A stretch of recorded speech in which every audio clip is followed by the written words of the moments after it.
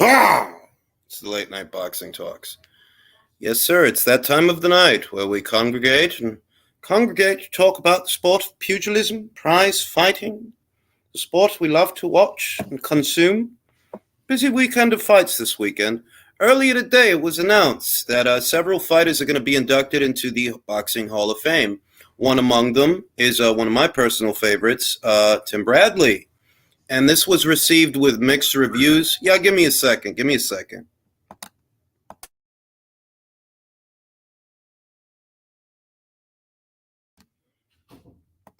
Yeah, so I had to scream at my kids.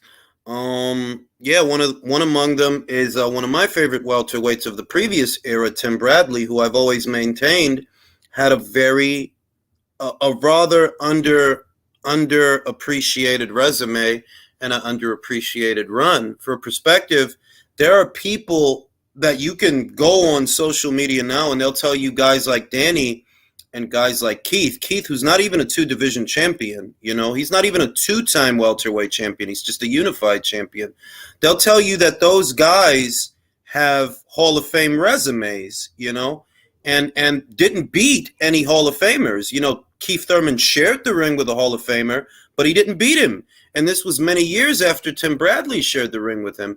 And when you think about Tim Bradley's resume, it's like, yeah, that's a Hall of Fame resume right there. He shared the ring with two Hall of Famers. He shared the ring with Manny Pacquiao. He shared the ring with Juan Manuel Marquez. He beat unbeaten Lamont Peterson, unbeaten Devon Alexander, unbeaten Jesse Vargas. I believe that was for the WBO title. It's kind of obvious to people that watch boxing that Tim has one of the better resumes. And I ended up in a discussion, I should say, even though it was me just being condescending and contrite. Some guy was saying, no, Tim doesn't deserve to be there, yada, yada, yada. And y'all know how I am with people's opinions, that I don't know why somebody on Twitter would come up to me giving me their opinion when I didn't ask for it. Steve, shout out to Steve Kim, he posted it that, Tim is going to make it into the Hall. And, I said, that's dope. He has a great resume. And then this random guy who periodically pops up, he starts up on his stuff again, and he tries to make it like a PBC thing. Oh, you only like Tim because he's not with me. Like, bro, you realize there was boxing before PBC, right? And you realize that Tim was doing his thing before the PBC was even established. Like, he was doing his thing before that was established. And it's like you could just tell who started watching boxing during the pandemic based on what the points of contention are, what the talking points are. Because it's like, fam, like, why are you so obsessed with Al Heyman? Tim Bradley getting into the Hall of Fame has nothing to do with the PBC. It has nothing to do with Al Heyman. Like, those things have nothing to do with each other. But that's just where boxing is right now. That's where, especially on social media. All right, what's goody, Sufami Dan? What's goody, Laurent? What's goody, Abner? West Side, Edwin Castillo, Cloquet, Manin.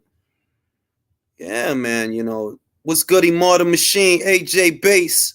Y'all already know. And yeah, anybody that knows anything about boxing, of course Tim Bradley deserves to be in the Hall of Fame. Are you nuts? Of course he does. After Juan Manuel Marquez flatlined Manny Pacquiao, beat the odds, and that was the fourth fight. After that, who beat him? Tim fucking Bradley. What victory on Keith Thurman's resume is on par with that one? Take the Manny trilogy out of it. Just take that out of it. What victory on Danny Garcia's resume is on par with that? What victory on Errol Spence Jr.'s resume? Gervonta Davis, he took to social media recently. He starts taking shots at Tim Bradley.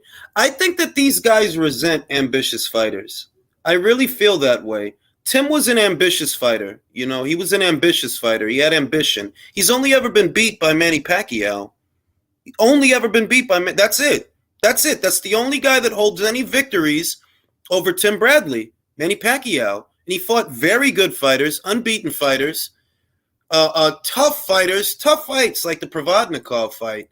And naturally, it's always the same from that side. They always got some shade to throw. When Danny didn't fight Lamont Peterson until after Tim beat him, and that was years after Tim beat him. And when you fought Lamont Peterson, there were a lot of people that thought you didn't beat Lamont. Devon Alexander, another guy who a lot of PBC fighters ended up fighting later on, Tim beat him first when he was an unbeaten fighter. Julius, I'm so glad you keep it. Yeah, bro. Yeah, bro. It's just a lot of silliness, and it's like, yo, how could your views on the sport be so skewed and so bizarre? Like, yeah, Tim Bradley has a Hall of Fame resume. Anybody that knows boxing knows that. Aside from Floyd and Manny, who everybody was obsessed with at the time, because in that era, Manny and Floyd eclipsed everyone, not just the other welterweights, but they eclipsed the heavyweight. They eclipsed every other division because that's the fight that everybody was waiting for. And they were both, respectively, fighting in very big fights on their own. Floyd had his fight with Canelo and Cotto and all his pay-per-views, and Manny had his fights with Margarito and Cotto and the quadruple with Marquez, the quadrology, I don't know how to say that. And they eclipsed everybody, but you can wholeheartedly say that the number 3 the number 3 welterweight of that era, without a shadow of a doubt, was Tim Bradley. Was definitely Tim Bradley. That goes without saying. He was in an era of great fighters that fought other great fighters, and he fought great fighters. And it's like, really, we got to have a debate about this? It's kind of silly, man. And he had a hell of a chin. That's the other thing. Tim could take a goddamn punch. You know what I mean? So congratulations to Tim, made it into the Hall. Well deserved, very much deserved. The argument that the guy tried to make earlier, the guy who was arguing against Tim getting in the Hall, this is one of these guys that's high on a Gervonta Davis. This is one of these guys that's high on a Deontay Wilder. And it's like, you love these guys that have these paper-thin resumes so you can turn your nose up at somebody who actually has substance in theirs. It's like, you can't make it up how ass backwards it is. Tim fought really good fighters, bro.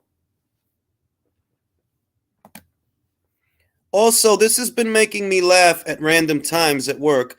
Do you want to go to Dubai, baby? Yeah, yo. You want to go to Dubai, baby? He was more active. That's the other thing. You got this era of quasi-retired welterweights that barely ever fight, like Danny, like Thurman. In the last 2 years, they've averaged 1 fight a year. Errol's in there with them. In the last 2 years, that string of welterweights has fought once. That all 3 of them, Keith Thurman, Danny Garcia, Errol Spence Jr., 1 fight in the last 2 years. And these are the guys that Tim's critics are high on. You'll find that Tim's biggest critics are high on fighters who have literally accomplished less. You can't make it make sense. You can't argue that, the Hall of Fame is diluted. It doesn't mean what it used to mean, while you over here sucking dick and balls for guys that ain't as accomplished as Tim. You idiot. I hope you're watching, because he's getting in the Hall, you motherfucker, and ain't nothing you could do about it, you bitch. I just had to let that out. I was saving it from earlier. You know what I mean? Getting in the Hall, my man Tim Bradley. I don't give a shit. Yeah, I said, I've been saying he has one of the most underrated resumes of the previous era, and it's because of the Maypac effect, that everybody was kind of in their shadow, so a lot of guys didn't necessarily get the shine that they deserved. They eclipsed everything. They even eclipsed Andre Ward. They even eclipsed the heavyweight division. There was a lot going on, but it was always in the background of Maypac. It was always in the background of that. And Tim, he had a great fucking resume. Like, yeah, that's what a Hall of Fame resume looks like. That's exactly what that looks like, okay? So before you try to tell me that, he don't belong in there, you need to tell me why you high on Spence then, because Spence's resume ain't better than Tim's. Who the fuck Spence beat that's better than Marquez? Marquez was pound for pound at the time. What pound for pound fighter this dude beat? Who? Mikey? Did Mikey ever flatline somebody like a Pacquiao?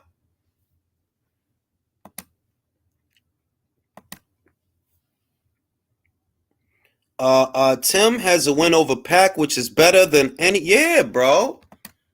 But I don't even go to the Pac win. I go to the Marquez win. You know why? Marquez flatlined Manny, bro. When Manny was hot, when Manny was Manny, he flatlined him.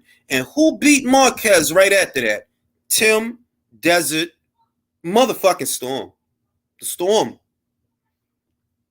You know what it is. It gets monotonous because it's a reiteration of what we already know. That a lot of them kids on Twitter don't know shit about boxing because they ain't been watching it as long as us. But they want to get in front of us and try to tell us what's what. Like, man, you better just stick to watching Showtime. And just speaking of Showtime, Stefan Espinoza yesterday, he was grilled over the fight schedule of Jaron Boots Ennis. I believe it was by Michael Montero. And Michael, shout out to Michael, he made a poll. What is worth more leverage? A busy schedule or an interim belt? And it's a relevant question to ask because people get confused by this. What's really more relevant in the sport? What gets you more leverage? Activity and notoriety or an interim title? And the answer to that, we all know what it is. Activity, notoriety, having a buzz and having a following and having an audience that will pay to see you. That is worth more than a simple interim title.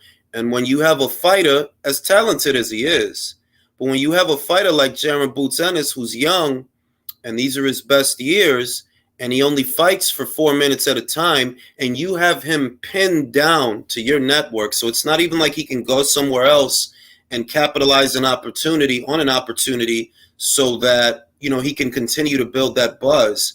When you have him pinned down that way, when he doesn't have a buzz, and when he doesn't get to do things, it's your fault. In this instance, it's Stefan Espinoza's fault. I've said that.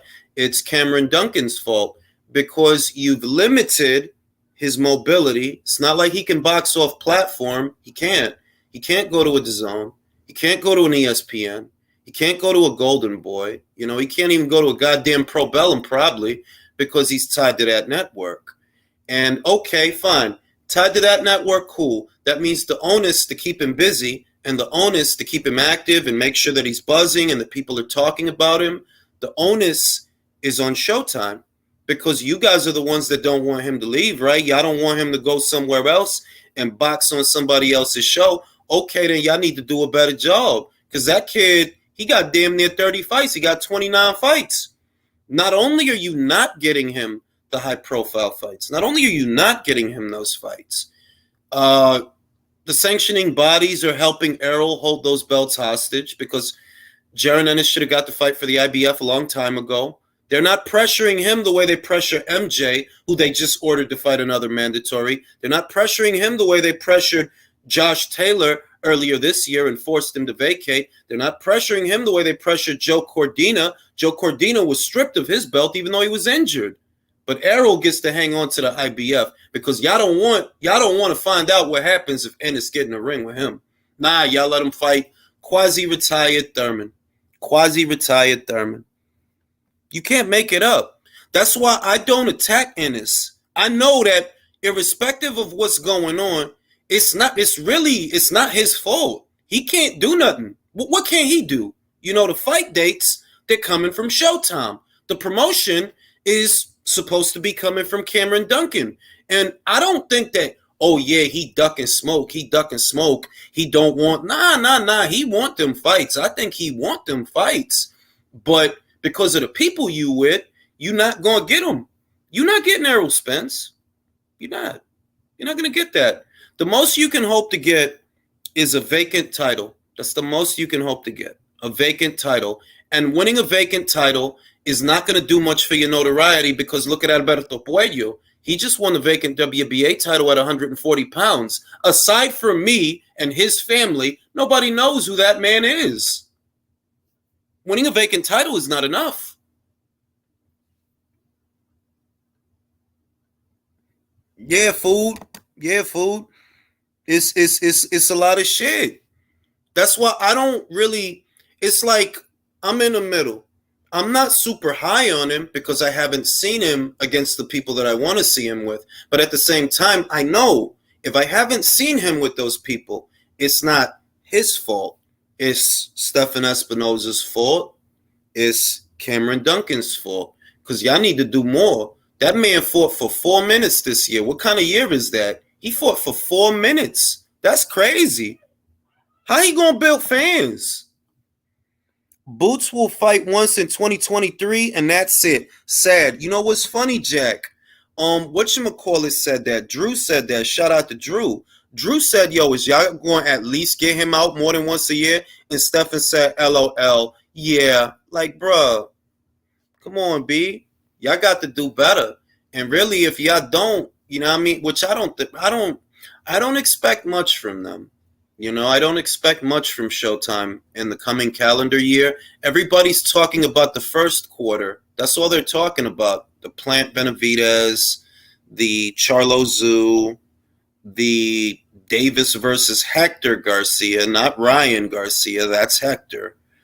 And it's like, what? These are, you should have got Plant versus Benavidez 3 years ago. That shit ain't nothing to, ooh, you should have got that shit when they had belts. You ooh-oohing over that shit now? Fucking Zoo versus Charlo, that shit should have happened this year. Ain't no fucking reason it shouldn't have happened this year. Tim had a surgery in May that would have kept him out for 2 months. A surgery in May. So May, June, and a little bit of July. There's still plenty of time there for you to do that title defense in either September, October, November, or December. Y'all pushed that motherfucker out all the way until January. Tim used to fight 3 times a year. He start fucking with y'all, he down to 1 fight a year. The Gachet fight. That man used to fight 3 and 4 times a year. You can't make it up. Yeah, they not. Was Goody coach? Was Goody Malachi? You can't make it up. As soon as he started fucking with them cats, his schedule took a hit. You know what I mean? And I know that, yeah, he had a hand injury after the Gachet fight. I read the article. They said the surgery required him, because he got the surgery right away. He got it quick. He gets the surgery, and it would have required 2 months of recuperation before he could return. But, all right, it was there. He had the surgery in May. So you sit out all of May, you sit out all of June. You probably sit out the first 2 to 3 weeks of July, and you come back in August, or you come back in September, or you come back in, you know what I mean? The way it is, since Showtime wants to do the fight, this is what it is. Showtime want to do the fight, so y'all ain't had no bread at the end of the year. It's kind of obvious. That's why y'all schedule is so thin. You waiting for the re-up next year when the annual budget rolls around and it's replenished and you have some money to play again. Because this year looked like y'all ran out of money. That's what it looked like. Y'all ran out of money. The only card y'all got, I think, is Frank Martin versus Michelle Rivera, which is a good fight. I'm not saying it's not, but we all know those 2 fighters are not fighters that get 7-figure purses. We know that. That's cheap labor. That's cheap labor. That's the only card you can afford to put on. I tried to give Mel Fighter of the Year, but yeah. You got guys fighting once a year, and you know, it gets repetitive, but I said that he brought in really good ratings for Showtime. So in an ideal world, you ride that wave. Like, yo, we got to get Mel back out there at least one more time, because he brought us in some really good ratings. We damn near hit 1 million for that Castaño rematch. We got to get him out there again. And it's not because y'all didn't have time. There was time. Even with the injury, yes, there was time. There was time. He got the surgery in May. He needed to sit out for 2 months. May, June. Maybe a few weeks in July. Then you do the fight between him and Mel in either September, October, November, or December. Y'all pushed it out all the way until next year. That was unnecessary. Now people, they've been done forgot about a lot of shit because they done seen a lot of shit in the year that'll make them forget about that shit that feels like it was from fucking last year. The shit don't make no sense, bro. The shit don't make no sense. You know what I mean? And these are the guys that we supposed to like. What they gonna fight once, right?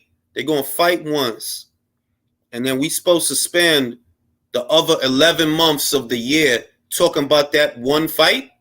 Nah, son, that's not how this shit work. That's what I'm saying, Sion. That's what I'm saying. He got an IBF Mando and Murtazaliev. If you don't want to do the Tim Tszyu fight because maybe that fight is expensive, Tim Tszyu is worth some money after all. And if you don't want to do that fight because we gonna save that one, let's do the Murtazaliev fight. Man, nobody even know who Murtazaliev is, so I know you ain't got to break the bank to pay him.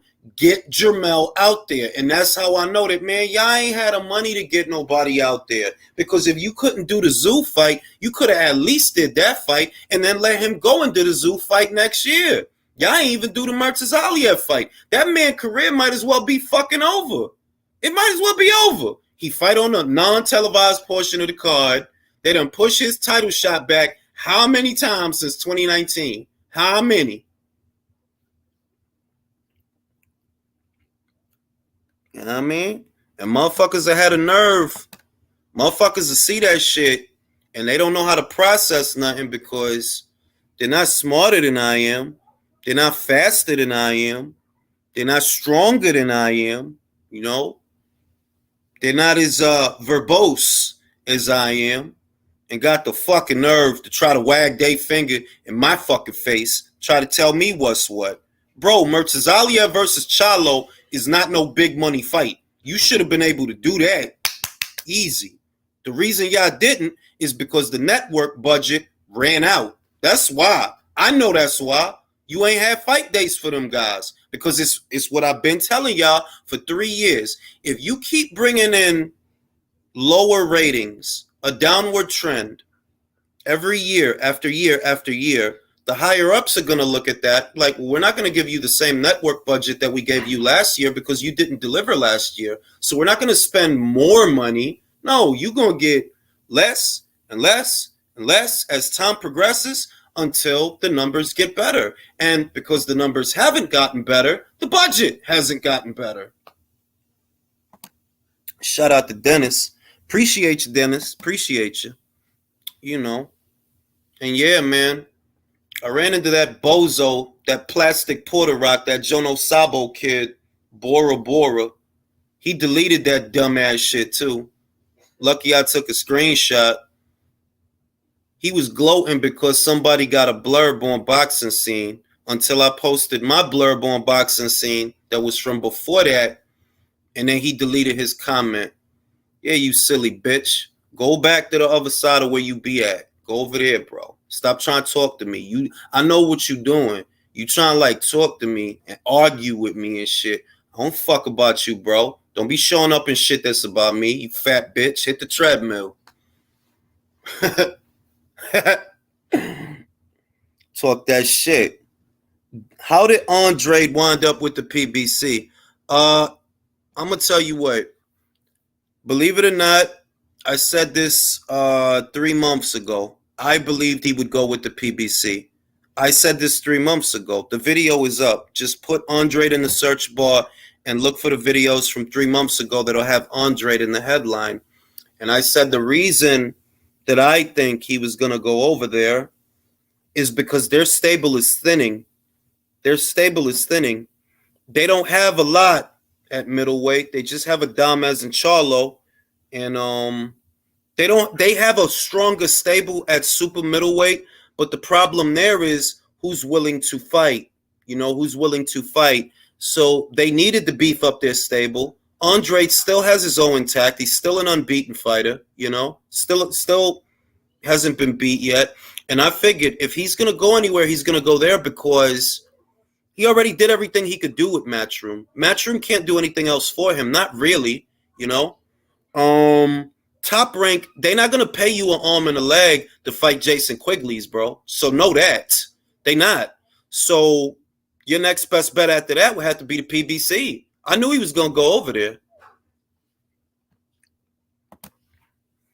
Losers get made and hate the guys who fight often. Ain't that the fucking truth?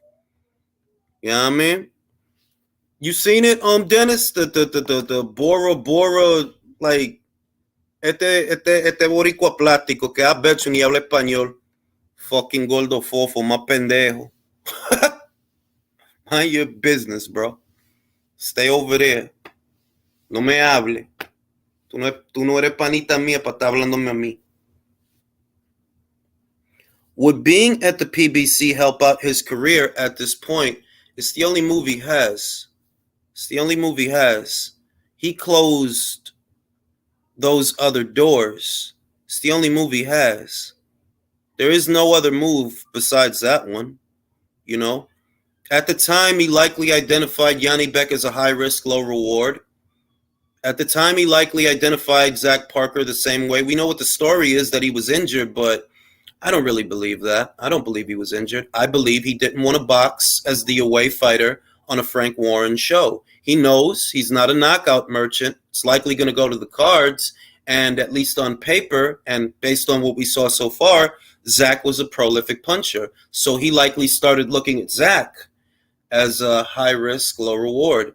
Those decisions did not age well because since then, both those fighters have looked poor. Yanni Beck didn't look nothing special with Denzel Bentley. Zach Parker lost to John Ryder. So those business decisions didn't age well. But in that moment, he decided, no, I don't want to do these things.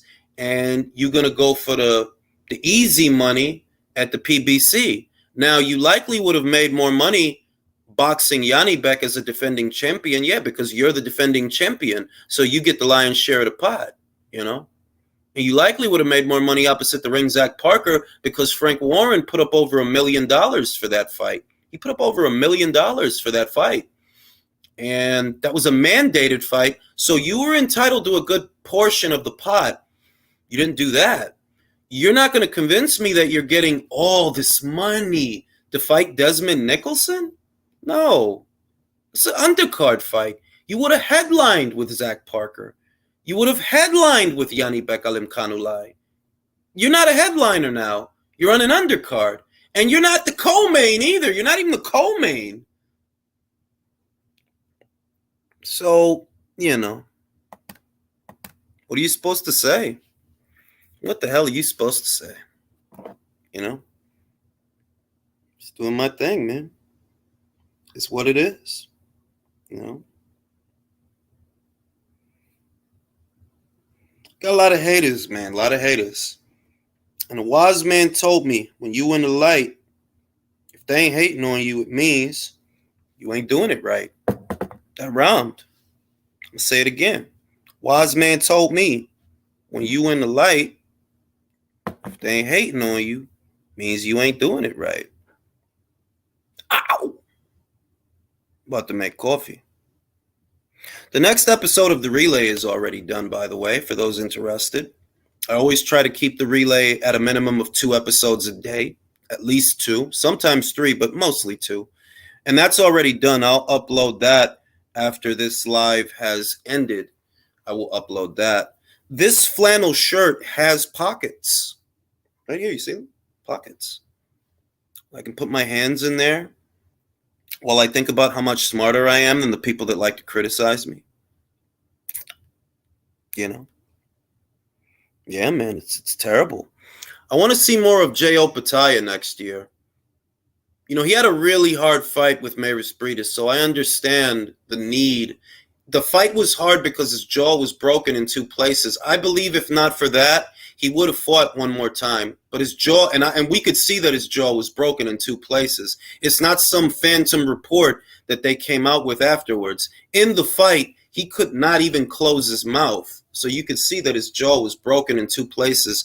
And he actually needed that time off to recuperate. But I would like to see more of him early next year. The WBO is ordering Lawrence Okolie to take on David Light. I talked about that in my previous video. And I believe that that's going to force a resolution with Matchroom and Lawrence. Because if I'm Eddie Hearn, I don't want to spend any more money promoting Lawrence because Lawrence has taken shots at me. And I know that Lawrence wants to leave. I know that Lawrence wants to go to Boxer. So instead of spending money promoting a show just for him to end up leaving anyway, I'd cut him loose. And the way I'd cut him loose is I let that fight go to a purse bid. I let Ben Shalom bid on the fight. We're not going to use any more of our resources and any more of our money to promote you. Let Ben bid on the fight, or let the people at No Limit bid on the fight, because David Light is with No Limit. That's Matt Rose. That's down there in Australia. Let them deal with you, you know? Since we're narcissists and control freaks, because that's what he called them. So if I'm Eddie and I'm Frank Smith, okay, bro, you don't like the job that we did. You don't like the job that we've been doing, right? And you want to leave, so we gonna let you. No hard feelings. That's what I would do. That's what I would do. Don't, you can't, you kind of made this worse because you still under contract. While you still under contract, you got to play ball. You can't be taking shots at us. We promote you. We use our resources to promote your fights, and you're taking shots at us when we're the ones in your corner. Now, what we could do is, you know what? We ain't even going to bid on your fight, bro. Or we're going to bid so low that it's easy for someone to outbid us. We're going to bid so low. The minimum bid is only $300,000. On Matchroom, I go in there, I bid $300,000. So that either Matt Rose or Ben Shalom can come in and they'll place the winning bid. Congratulations. He is your problem now. That's what I would do. That's what I would do. No Limit has money, Maybe not the kind of money that Lawrence wants to make, but they have enough money to win a purse bid. If I'm Eddie, I go into that purse bid, I bid the minimum bid, which is $300,000. That's the minimum bid. And let them beat me. Go ahead, bro. You got him, bro. He's your problem now. Hey, Lawrence, it was good doing business with you, bro. Congratulations. That's what I would do. J.O. Pataya is the Lineal and Ring Magazine IBF champion. That's what he is. He won it from Breedis, and Breedis won it in the second World Boxing Super Series in the third season of the World Boxing Super Series when he beat Uniel Dorticos. That's how he became the Ring Magazine and Lineal champion. And now J.O. Pataya beat him, so he's Ring Magazine and Lineal. And he's a stallion, that kid, He's a stallion. Yeah, Gary, I did a video on it a couple of days ago, maybe a little over a week ago, and it's simple, bro. If you don't like the job that Matchroom is doing, they're not going to do it. You don't like what they're doing, right? Right. So don't expect them to break the bank for what is your purse bid. Because if it's me, that's how I play it. I hope you got your passport, Lawrence, because you finna go to Australia. We ain't trying to win this bid. We gonna bid $300,000. That's what we gonna bid, and we gonna see what Matt Rose want to put up. Matt Rose probably put up $5, and then that's all you after that, bro. When that happens, that's all you. That's not us. That's not us. Can't wait till Tank and Ryan retire and don't make because some people actually think they're gonna get in the hole doing the shit they doing. Go ahead, you'll see. You'll see. And then you're going to say, oh, they're yeah, we fucking told you, bro. You know exactly what it takes to get in the hall. You know exactly what kind of fights it takes. And you know exactly that those is not the fights that Ryan and Javante is having. They're not. You know what I mean? So far. That's what I'm saying, Gary. If he depending on how this breaks down, if he thought that things were uncomfortable before, they can become a lot more uncomfortable because you choosing to do what you're doing. I don't give a shit what your issue is. It's a way to play the game. And if you under contract, no, you don't get to go run around saying A, B, C, and D. No, because they still got you under contract, right? They still got you under contract. And they can still fuck with you because you fucking with them, basically. So instead of, oh, we gonna go to court because you owe us a fight. No, we ain't gonna go to court, bro. We ain't even gonna do that because we don't want to spend no more money on you. And we don't want to spend no more money on this situation. It's unfortunate, that we've gotten you this far and we've gotten you to a title, but you don't want to continue with us, fair play. It's an open market. You want to go to Boxer? Then let Boxer sort you out. But we're not going to spend no more money on you. Okolie going to be the UK Andrade. Fuck around. Fuck around. Fuck around. You know what Shane McGuigan said? Shane McGuigan said that he's only training part-time and that he's based out of Dubai now. He's not over there in the UK with Shane. You know? Some people felt, I saw a rumor that because he was hanging out with Jake Paul, that he might go to Most Valuable Promotions. Yeah, that's a bright fucking idea. Go to Most Valuable, who knows all about the UK market.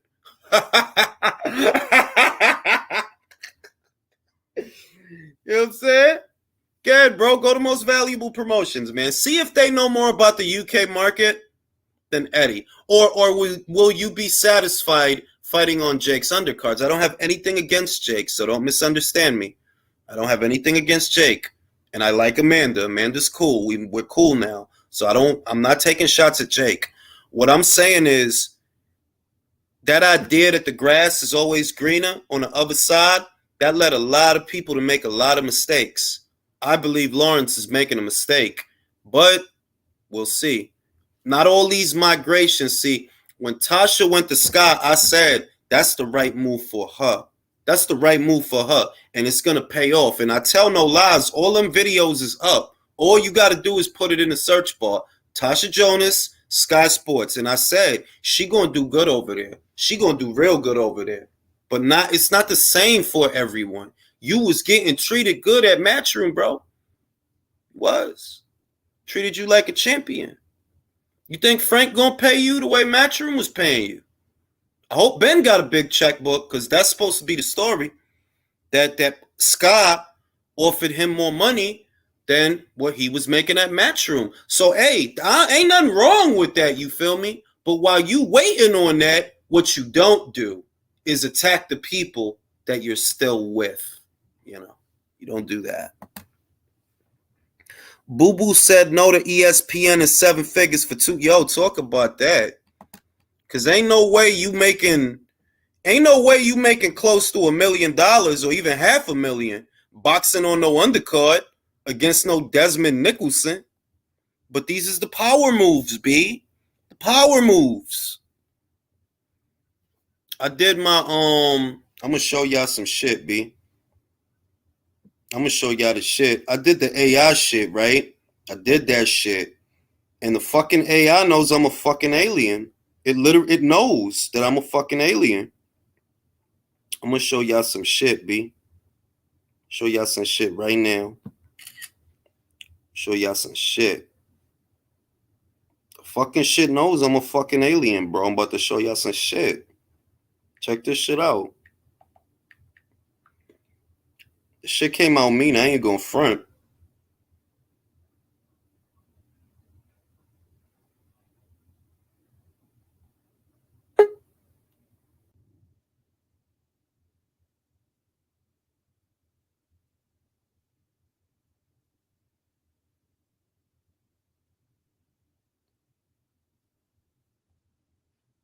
They do me like a...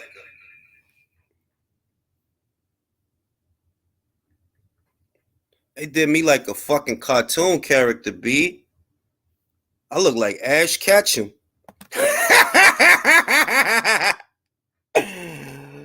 Oh shit, that AI shit is trippy, bro. That shit is trippy. They did me with the Superman S. Top Rank was really willing to talk about it. They did me like Ash Ketchum, bro. On some real shit. I'm gonna show y'all another one. That AI shit, that shit is wild, B. I might do it one more time because I like the astronaut shit. I ain't even gonna front.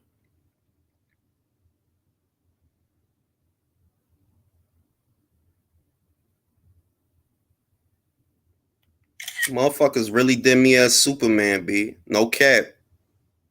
No cap. Motherfucking AI took one look at me and said, oh, that's Kal-El. We know who you are. You Kal-El. That ain't even cap. Because when you put the shit in the AI, it does its own thing for 20 minutes. You can't pick what the fuck it's gonna do. Watch this. Fucking volume keep going up. When you put the shit in the AI, you can't pick what is, and the motherfucking AI knew, yo, that's Kal-El. I know who you are. You Kal-El. It's real shit. I ain't do none of that. That motherfucking AI knew. Yo, that's Kal-El. I know you. I know who you are. Jewel. The motherfucking shit knew, yo. That motherfucking shit knew.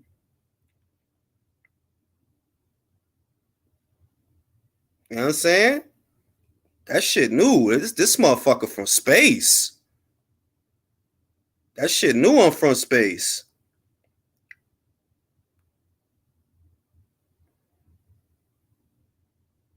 That shit is, I ain't gonna front. I fuck with some of these. I might use some of these as decals. I ain't gonna front.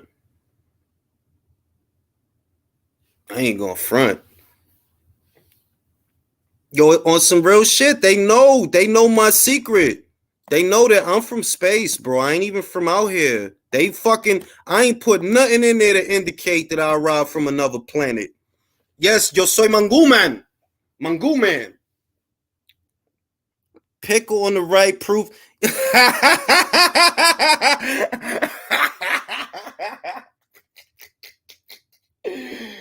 Oh shit.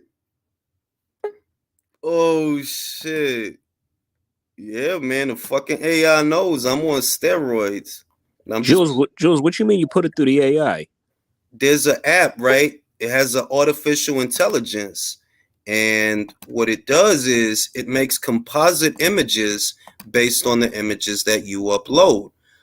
The motherfucking AI, I'm going to tell you how real the AI is, right? You see that build? Yep. That's my build, but the AI did that. Fuck out of here. I'm not capping either. What's this app called? It's called let me look at what the name of this shit is. I gotta get this shit. Hold on, I gotta get this. It's called Lensa. Can you put it in a private chat? Can you spell it? Yeah, Lensa. Lensa, yeah. Okay. You look like clenbuterol, man. Yeah, no, they did me right. They did me right though. That's what I was gonna say, Jules. You on the juice? Legit, because he's on that alien juice, man. The fucking shit I uploaded a full body pic, uploaded a couple of selfies or whatever, but the shit did this shit like, yo, that's exactly, and the reason I was shocked is because you could only see a portion of my arms in the pic, but it filled out the rest on its own. This shit is sick. That shit is sick. No, the other one you showed, it looks like you really on the juice. Hey, I am on the juice, the orange juice. No, you know what it is, fellas. He holding out. That's what alien pussy do to you. It puts you into that mode. When you get like if you get alien pussy, it gives you enhanced TRT levels. Are you exactly? Jules be fucking them girls that. You done took a trip down to Mexico. You've been eating them tacos, See, it man. just turns you. Nah, man, on some like y'all gotta try that shit though. That shit was wild. Like I did the shit. Tacos. One at a time, fellas. One at a time. Are you sure you didn't get steaks from Canelo, man? Nah, man. Nah. That's the only thing I don't like about Mexican food, you know. I'm gonna tell you what. My arms stay like that. My arms stay like that without doing nothing. That ain't even cap. That's without doing nothing. Like if I get back on my shit, motherfucker gonna be wild cack out here. But I'm 40, or close to 40, so fuck being cack. Yep, exactly. Yeah, you gotta stop going to Mexico and eating them tacos, though. Yo, AJ, when you do it though, you gotta upload a full body pic with a bunch of them, or else it doesn't do it right. Yeah, I did it too. They did mine right. They got me right. Yeah, like I did, like I uploaded, because I had an idea of what the capabilities are based on what I was seeing. So I'm like, all right, so I'm gonna just upload different pics from different angles and a couple of full body joints. It's like, yo, it did it perfect. It did it perfect. It filled out the other parts that was not in the pic, but it filled it out perfect. Like, yeah, yo, motherfucking, it knows that I'm from fucking space, bro. I didn't add no astronaut shit. It did that. Knows I'm from space, bro. The one in the red shirt, that looks dead on, though. It really does. That's me, dog. Yeah, it got you, man. That shit is real, yo. I'm on steroids, Alejandro. Yeah. Kneel before Zod looking ass. So why y'all don't think Andrade gonna get focused on over there for PVC? Now, I'm gonna tell you what. You know what the real shit is, bro? Millions. Let me tell you what. Let me tell you what. Hold on. Let me tell you what, Shelton. This is the shit. I think about the abilities of the outfit based on the budget that they have and the potential fight dates that they will have in the coming year. And I just do not anticipate that they're going to have more fight dates next year. You know, like I feel like we would be lucky to see him twice next year. Really? Because I'm just capping. You know, I'm just capping. I'm with you. I don't know why he turned down the Janabek fight to go over there and make $12. No, what did I say today, Jules? They gave him $10K and Filthy Rich studio time. He about to drop a PBC album. You know what it is? You know, and this is why I don't pity him. This is why, at the end of the day, you wanted the easy bread. See, the Janabek fight at the time was perceived as being a high-risk, low-reward fight. So you ain't want to do what you needed to do to stay a champion, right? But you got time for Desmond Nicholson, though. See, it's okay if you tell me you don't have time for Yanni Beck if you actually fight Zach Parker. But you can't tell me you don't have time for Yanni Beck and you're going to turn around and fight some Desmond Nicholson. See, that don't even make sense. And then I talked to Rick Glazer and Carl Moretti, and I'm like, you don't need to tell me the number, but was Top Rank offering him 7 figures? They're like, yeah. How the Jules? That don't make no sense. How do you? You get $1 million fucking dollars, ESPN headline. Even if you fucking lose, you're still gonna move up and get another payday. Bro, I look real nice in that red shirt. I'm about to take my arm. Oh yeah. Hey Jules, did you on your Lenza package? Did you get a cyborg version? Yeah, I did, but it still looked like me. I'm gonna show you. Mine's look like me, but my cyborg one was fucking clean though, because I paid the $11.99 for it. It's not enough robot shit on my shit. Like they just did it. They just did me with longer hair. I got 10. They gave me 10 robot pictures. Some with like Super Saiyan fucking those goggles that the fucking Goku wear. The worst shit is I'm gonna tell you how I know this AI is on point. I literally have a picture just like that in real life. It looked just. I'm like, yo, did you search Facebook?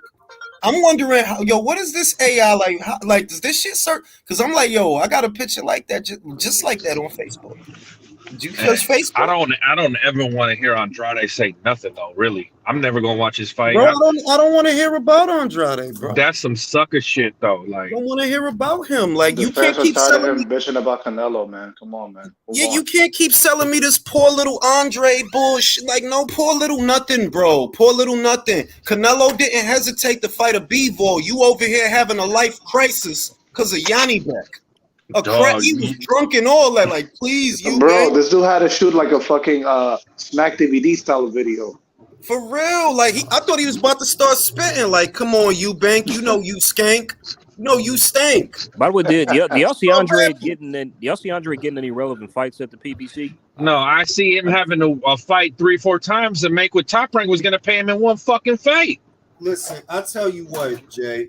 If they make the fights in a timely fashion, that's everything to me. You see what I mean? Look, I would be okay with Desmond Nicholson if I had assurances that you fight the winner of Plant versus Benavidez. Yes. If I had assurances, but do I have assurances? No. Right. Now let me ask you this. Let me ask you this one, Jules. Would you be okay? Okay, they're not going to give him that. Would you be okay with Charlo and Andrade at 68 after this? I guess, yeah. Just so I could talk shit, because I'm a drop. Yo, he go like, look, Andre, you know, a lot of shit, right? But he's still school. He schooled Charlo. Oh yeah. Oh yeah. But do you honestly think that fight has what's the word I'm looking for? Big marquee value at that point? Like, I would be surprised if that's a pay-per-view for 100,000. No, that's their MO. Remember, they had Plant and Benavidez when they both had belts. Y'all wait till they don't have belts to do the fight. Yeah, but honestly, I don't see, like, outside of like a select few of people, maybe even my dumbass, like, I don't see that many people buying that fight. Honest to God. Well, I mean, if they do it as a pay-per-view, then no. But if they do it the way they did the Castano fight, which was not a pay-per-view, it could do good metrics. If it's not a pay-per-view, they could probably come close to $1 million on regular Showtime with the fight. But if they got to do it as a pay-per-view to satisfy the financial demands of the fighters, you can fucking forget about it. Another thing on the Lenza Jules, my anime one, they got one where I look like Inoue's cousin. Bro, they got one. Well, listen, they chose made me Asian in one. They chose to make me a fucking. All my shit is alien shit. Like, they fucking know, bro. All my shit is alien shit. Bro, what app y'all be using for this? It's this special. Well, Avo, you don't have the clearances, bro. I'm sorry. You don't have the clearances. So I uploaded. I uploaded a lot of my headshots for. I put some dick pics in it. Listen, Drew, I put some dick pics in there too. What's the name of the app? TMI. Hey, what's the name of the app, man? Serious. Yeah, man, y'all be bullying the shit out of me, man, just because I'm not technically savvy I'm like just y'all. saying. Jules, put the name in the chat. You put it in the chat so we see it. All right, I'm gonna put it in. You ready for it? Ready. Okay. Wait for it. What you gonna do, bro? You gonna do some bullshit. It's in the chat, bro. Look down. Really, Jules? Lemonparty.com? Oh God. No. I'm gonna put it in. You ain't shit, Jules. Bro. You ain't shit. I'm putting it now for real. All right. That's the Hey, name of the app. Sheldon. Hey, Sheldon. It wasn't $12 that he went over for. It was $12.50. Yeah, and I put some dick pics in the shit. Shit came out really nice, man. Watch him go over there and get dropped by DeMond Nicholson, bro. Don't say that. Don't say that, man. Please don't say that. On any of your pictures, Jules, did it make the end of it? Is there any where they made your hair long, Jules? Yeah, bro. They got me looking like a fucking. Look, they got me. Those are the dope ones, though. Mine's with my hair long look fly as fuck. I'm about to. Let me see where it's. Let me get Is this this a shit. phone app or a computer app? It's a phone app, Lenza. Okay. This is they literally did me when I was in my 20s. I'm about to show y'all. Hold up. That's what she said. Hold on, Jimmy. I need room in the studio. I gotta boot you real quick because I need room in the studio to be able to upload the shit. You know what I mean? They literally these look like my pics from 2001. I'm about to show y'all. When he had the leather Pele. I'm dead ass. Like, I'm not. you had the Avrix, huh? But Jules, you in the red reminded me of like how you was giving off the finger in like one of your photos. 2001. Jules was rocking the Avrix with the Wallabies. Nah, I have a feeling if I use this, they might use my fucking like yearbook photos. Motherfucker did. What the fuck? I'm trying to tell you. Julel. Damn, I gotta get this shit, bro. This is crazy. I'm telling you, like, that's what my hair look like when it grow, bro. Hey, wow. It's a la Julius Akbar. Jules got that Superman. Jules, you got that Superman bang. Nah, he was out there. That's when he's out there in Saudi with Eddie and the princess. Listen. I put a dick pic in it, and it added the birthmark that's on my shaft. Get out of here, real, oh God! This shit is real, B. My boy sending dick pics to Skynet. My God.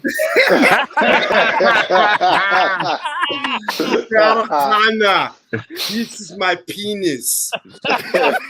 Oh Lord. Oh, that's cringe. I can imagine. Oh God. I'll be back. Come with me if you want to give me some head. Come with me if you want to fuck. Come with me if you want your to maids. Give them to me. Some alien Quiet as his cat though. Arnold had the hotties in the 80s. Ray Dawn Chong, Maria Conchita Alonso. Bro, he fucked one of the Kennedys. What's her name in Total Recall, Jules? That he had. Forget them. Rachel Takagi. Forget those is just actresses, bro. The producers fucked them. He had one of the Kennedys, B. Maria Shriver is one of the Kennedys, B. That's a good scalp for the resume. Maria Shriver. And then we all know he cheated on her. You know how want to know how Arnold's like one of us? Mandatory. You want to know how he's one of us? He didn't give a fuck and he still got his maid pregnant. My God, bro. That's what I'm saying. Yo, you ever seen that commercial of like Jules? It don't matter how many bad bitches Arnold had. He's still like, fuck. I need to fuck. I'm still a stud. I don't have to hide to smoke my stogie like you. Like you. I'm ballsy. Yo, he's like, I'm ballsy. The most gangster shit I've ever seen. They actually got a son, man. He looks just like Arnold, but like a Mexican version of Arnold. He does. I went to USC with him. I have a question for you. This is how rich they are. When his son left like $6,000 worth of computer stuff in the library, never came picked it up. Wow. That's just left it there in the lost and found. Left it in the lost and found. MacBooks, all the shit. I'm saying he the son of Conan, bro. Like, you think Conan gonna be strapped for cash? I have a question for the panel. He was ballsy though. His son took Miley when son was going to USC. His son took Miley Cyrus to one of the football games when he was banging her. Like, go ahead, Alejandro. Who do you think was more of a womanizer in the 80s, Arnold or Sylvester Stallone? Arnold, by far and wide. I'm gonna tell you who beats both of them. Jean-Claude Van Damme had all the hoes. He did. He had all the hoes. The voice and the splits, and he was a pretty boy. And he would dance like, feeling. Yeah. Exactly. If you are 80s baby like if you over 35 like us, you try to do that dancing kickboxer. I don't give a fuck. I did that. You know what I'm saying? Feeling so good. That's that shit, B. I was like, I was feeling good that day. Fuck and that. Then what else, Jules? He had the baddies in when Double Team when he played his both of the twins. Yeah, one was like a ballet instructor, and double impact. Double Team was with Dennis Rodman. Yeah, double impact. Bro, they really had impact. I'm about to go watch Impact.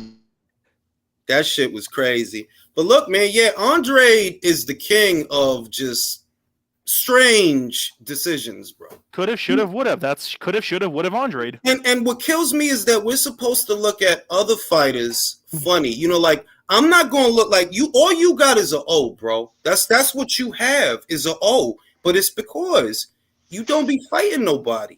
Jules, I got Andre on the line, and he says he's going to explain to you all his career moves and why he did what he did. Okay.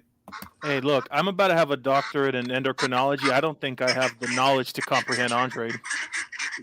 Business-wise, it makes no sense. Business-wise, it makes no sense. I just love how you dropped that. I have to, man. You know, I have to. You know, 10 years. I'm waiting for you to get back on my email about what I need to do so I can get jacked. I will. I actually have a 3-page essay so far, so please bear me a little bit of time. Oh no, it's okay. It's all right. MLA format or APA? APA for life, man. What do I look like, an English major? But they don't get paid nothing in America. I don't fucking envy you. I fucking hated APA. That's why I got a master's in accounting.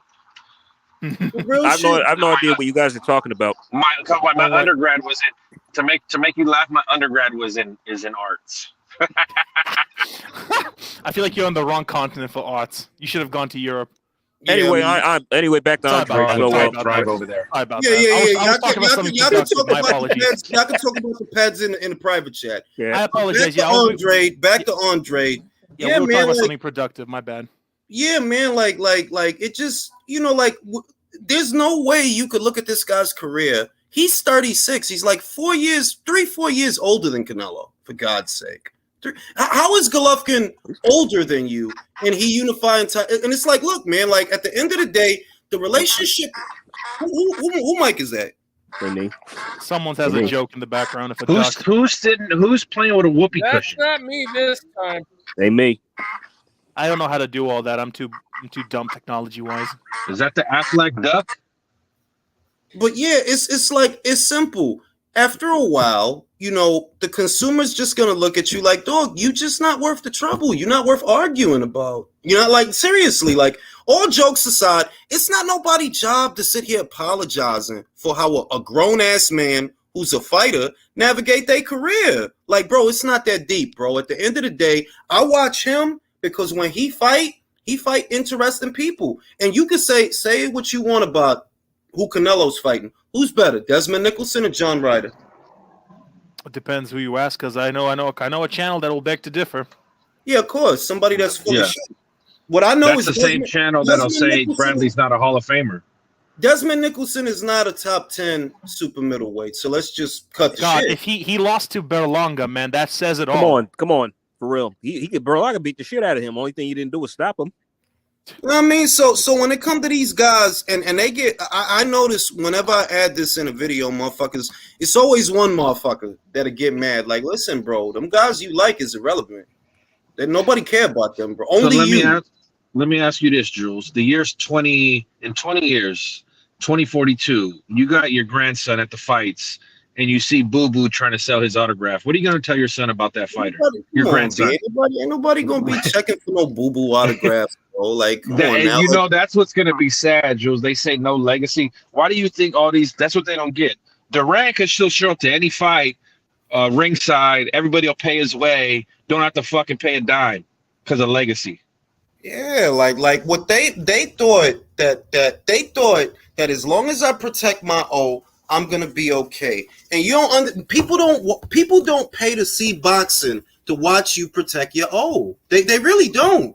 Like, honestly. So notice that you have 3 unbeaten fighters: Charlo, Andrade, and Benavidez. And what do all y'all got in common? None of y'all got the marquee value of a Canelo. None of y'all. Funny enough, if y'all add up the last pay-per-views all together, I don't think you make a Canelo pay-per-view.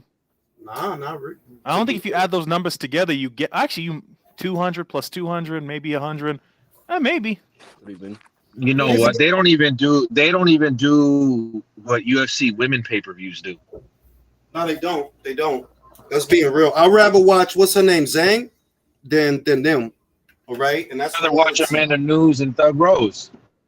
You know what I mean? I mean, you know what's funny? You say that about Andrade. It'll be the same thing if you saw Charlo in 20 years from now, or if you saw like Tank in 40 years from now. No one's gonna know them because they're not fighting no one. Like, your legacy is not set in stone. That's my whole point. This next era of fighters, with the exception of the Haney, Shakurs, and a couple other youngsters, you're gonna see these dudes at the fights, and they're gonna be lost. Like, because you build a resume and a legacy. The Hall of Fame is going to be dry in 20, 30 years, right, Jules, when these dudes are eligible? I mean, not really, because it's the other fighters that are going to get in. Like, based on this last era, this last cycle of guys, right? Gennady might fuck around and get in off of title defenses and unification matches. You see what I mean? He knew he'd get in. Nonito definitely going to get in. He's definitely going to get in. So everyone aside from, you know, like the Thurman and the Danny Gus, they not getting in. But Nonito gets in. He knew he gets in. Golovkin gets in. Fucking who else? Chocolatito's a first ballot. Chocolatito's a first ballot.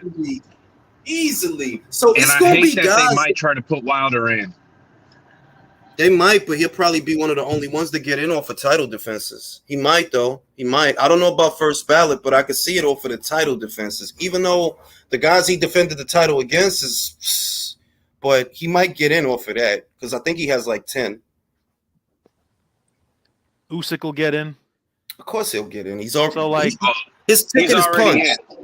His ticket is punched easily. Exactly. His ticket is punched. Just off of the undisputed at cruiser, he would have got in. But the fact that he's unified heavy also, his ticket is punched, bro. He's in. Do you think Strada might get in? Gallo, yeah. Gallo get in. Gallo get in. Do you think, Jules, that Joe Goossen's denim deserves to be inducted too? I think they should have a separate category for his denim. They should have just a denim, like, you know, they do the fighter cast. They should do a cast of his denim jacket. Real shit. I think some of these stylists that I've seen these boxers have, or lack thereof, need to get into the Hall of Infamy. Do you think Triple G gets in the Hall of Fame?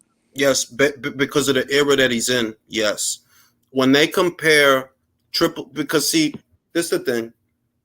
Triple G, even though I don't think he has a great resume, I really don't, but he was more dominant at middleweight than, say, Thurman was at welterweight or Spence was at welterweight. Yeah, he's more dominant, and he was more active than you. He has a bunch of title defenses. He's a 2-time unified middleweight champion. 2-time unified. Olympic silver medalist. He'll get in. He was the authority at middleweight for like, let me ask you years. this then, Jules. Does Loma get in? Ouch. That's a tough one, huh? Off of Rocky Martinez, Pedraza, and Linares. And an over-the-hill Rigondeaux. How many weight division titles did he pick up? If he beats Haney, indefinitely. Yeah, he's in. He beats Haney, he's in. If he beats Haney, he's Loma's in. Loma's a 3-division champion? 2-time gold medalist? Well, I don't think they're going to count his amateur record, are they? I think they do for the European guys. They take that into consideration. But the argument that he has now, which is not a bad argument, is 3-division, Ring Magazine Lineal Unified Champion. It's not bad. It's not bad. It's not great. He don't have a lot of title defenses. People have gotten in for less though, so that's true too. Yeah. That is true. People, yeah. A lot of people think Arturo Gatti shouldn't be in it. Yeah, but those people they take the context out of it. He's not in there.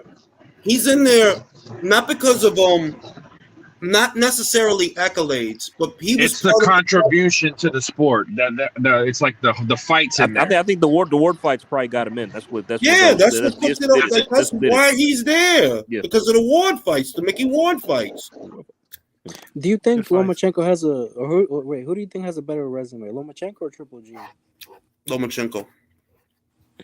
Just Triple G was more for me. Lomachenko. Right? For me, he was Just Triple G was more impactful, right? He just did more impact on the. The thing is that Triple G did one thing that Loma didn't necessarily do. Triple G dominated the middleweight division for a very long time. Lomachenko was deprived of that opportunity at featherweight, so he moved up, and then he went to super feather thinking that it would be different, and it wasn't. Now, Triple G got lucky with a lightning in a bottle with the "I'm good boy," all the promotion, and then when you got Cotto stuttering and ducking and Sergio Martinez, so it just kind of built his mystique. Yeah, and he was actually part of a super fight. Win or lose, he was part of a trilogy, a notariable trilogy with Canelo Alvarez. Even if the third fight was kind of just fizzled out, it was still notariable. It was still the first two fights were two very big fights. And those are two of the bigger fights in the postmodern era. I think that's the last time that a boxing match, like a for real boxing match, did $1 million.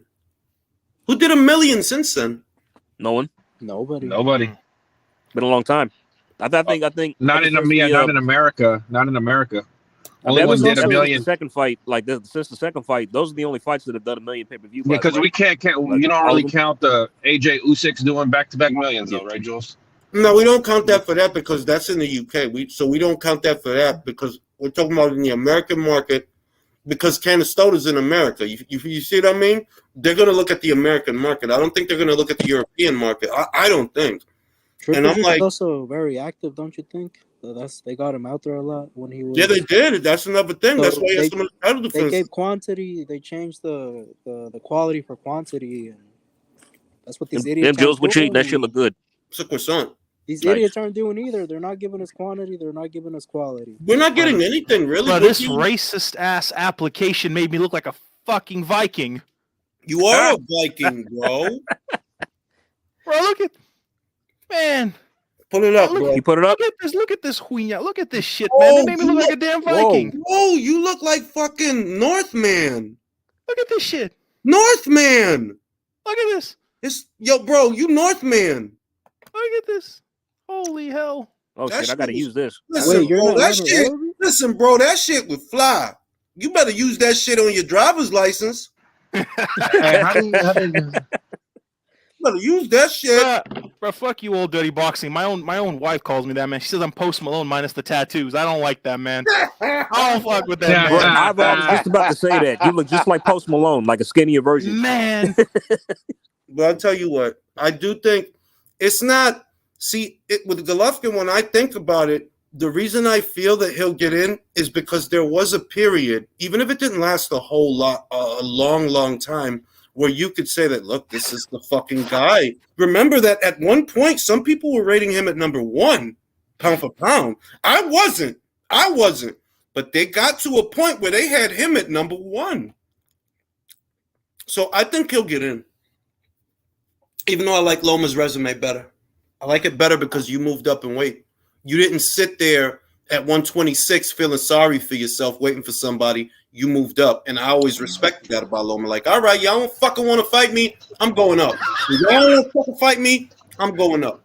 It'd be different if Triple G still like fucking. I'm gonna beat Andrade and fucking. Wow, bro, you look just like Post Malone. Bro, man. that's the. You know who he is? He's fucking Aragorn. Aragorn. Frodo.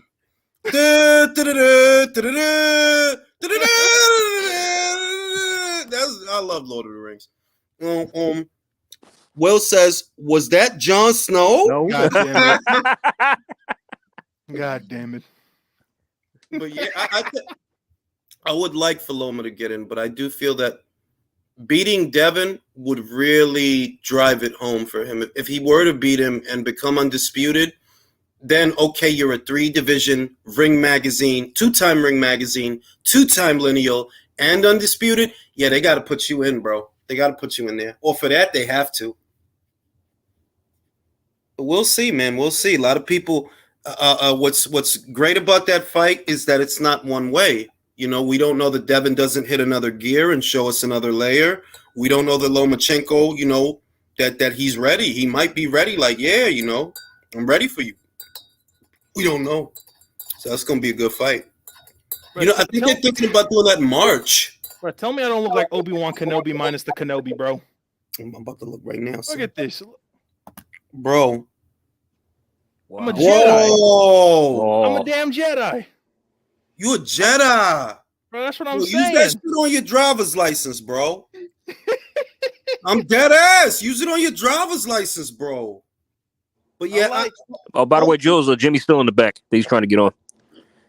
Hey, where did you post the name of the app, Jules? Lensa. Lensa. Damn. Yeah, man. Oh, well. I think Tyson Fury would get in with his current resume. I think he would.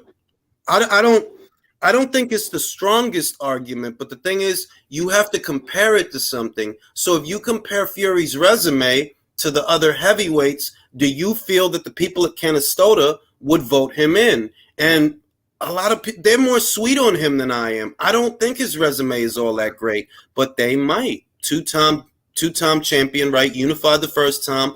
2-time Ring Magazine champion, all of that. You know, they might. Yeah, he won't get in for number of defenses. I know that. So he won't get in for that, but you know, he only defended his title twice. That's it. I think he with what he has, that he ended the reign of Vladimir Klitschko, ended the reign of Wilder, and came back and became a champion again. Yeah, I think he'd get in.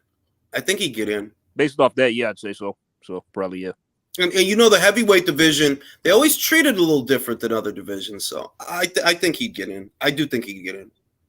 But Tim got in, and Tim deserves it. I think Tim deserves it. I think it's been long overdue. Mm-hmm.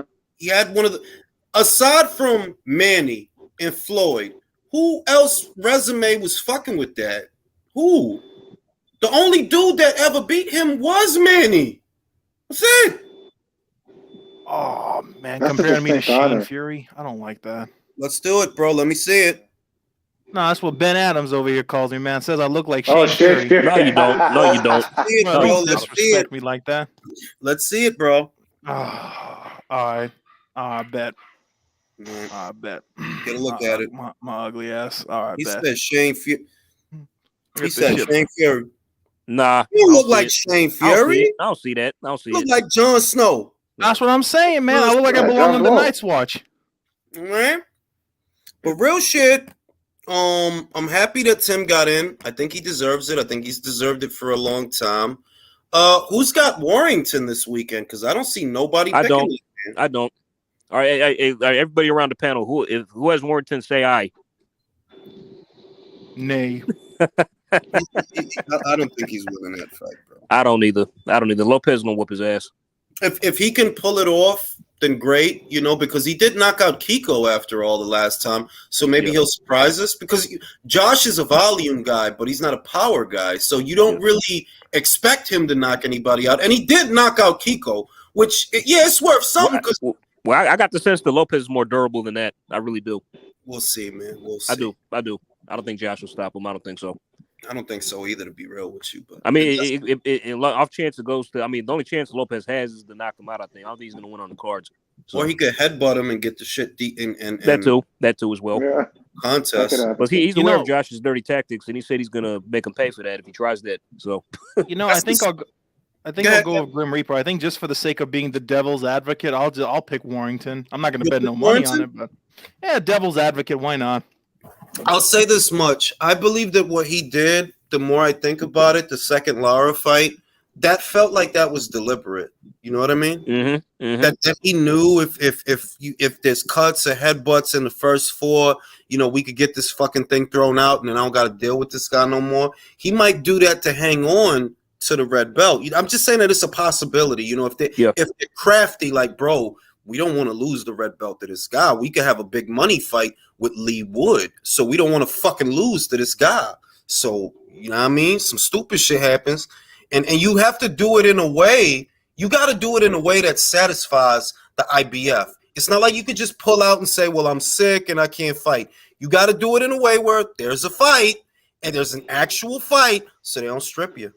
Yep, because like the way Josh was like, and plus how he went about the second fight and how he's not trying to revisit a third Lara fight, that just tells you what you need to know. Yeah, he's not trying to do. I mean, why would he want to fucking fight Lara again, right? Yeah, get his ass kicked again. Better question is, who do you got for between Tio and Sandor again, just to verify, because I wasn't here. I'll tell you what. I'll tell you what. I did make up my mind. I didn't want to say it because I wanted to do a weekend weekend picks. Just keep put it in the chat. Keep put it in the chat. Who you think? I'll just say I'm picking Lopez. You got him. Okay. Mm-hmm. By points, or you think will stop Sandor? Points. Okay. Yeah. How confident are you in that? 65 to 70%. Yep. I mean, I think remember what happened. Remember what happened in Valdez Conceição? It was close, but because it was close, who they swung it to? Oscar Valdez. Now, will we see a silver bullet Bud Light suit or gold? Bro, I hope we see a purple Bud Light suit. I want to see Laker colors. I want to see purple and gold. I want to see a pink one. I'm thinking it because it's Heisman night and USC's Caleb Williams is going to win. He might go with the red and gold. They're gonna get good. They're gonna get good ratings for that fucking fight too, man. They are. I think that card is fire. Shit. Well, I think because of all the shit that comes out of Teofimo Senior's mouth, I think he should wear brown. Personally, I think it would be fitting. I'll tell you. I'd like to see him show support and use the Ukrainian colors. No, I don't want that, bro. I don't need that. He can go put the Russian colors on. It's a good card. It's a good card. Now, I got a question. Bob Arum basically said, speaking of Russians, that no, because of Better Beef. Yep, I know. He said that after the Yard fight, if Artur wins, he's gonna try to do the Smith fight. What? Why? Wait. Smith who? Why? Smith who? Callum Smith, bro. Oh shit. Oh, that. Okay. Fuck. I don't why do you want to do the Callum Smith fight, bro? You don't want Bivol to beat your guy. Is that what it is? Pretty much. More or less. Yeah. Well, Jules, you called it. You were right. You said we not. Oh, see, y'all. They got me right. Let me see. Hold on. What a joke. Bro, he looked like. Hold on. I'm about to put it up. Wait, let me move this shit. Don't take it off the screen. That's El Chapo. El Chapo the third. Hold up. I'm about to take the shit off. Hold on. Don't take it off. El Chapo. The one right there. Expose, bro. Bro, you look. It's like the cover of 19 Crowns Wine. Bro, you look like damn. Look like he sold all the cocaine, all the cocaine on the planet. Hey, look, no disrespect, man, but you look like the default Mexican skin. Nah, he looked like El Chapo the Fifth. That one, no, like it's making me grow my hair back. I gotta get this app, bro. I gotta get this. You know that I considered growing my hair because of the fucking app, because I can still grow it that long. It's just I don't want to do that. Because funny thing is, I already started growing it. Hair. I already started growing it back. This just confirmed that I made the right decision. I'm gonna get on my. You know what I just my Miami shit, grow my shit out. I know you, Jules. I know you're a married man, but how was it when you had your hair like the way it was long? Motherfucker, yo, listen, man. The hair is a weapon, bro. It's a weapon. They like that shit, all that shit. The way that I'm seeing Bob move, Better Beef, he's gonna fight. Like Better Beef's gonna fight after Joe. He's gonna fight Jesse Hart. He's gonna fight Arthur Lydon. He's gonna fight Marcus Brown again. Like he's doing some weird shit. I'm gonna say this. I don't understand what his logic is, because I believe that depending on how you play the situation, right? Depending on how you do this thing, you could probably get Bivol to enter into a multi-fight deal. He's a younger fighter than Artur Better Beef, so you'll have him for more time to promote his fights. And if you don't want Bivol, well, what the fuck are you gonna do with Artur? He's almost 40.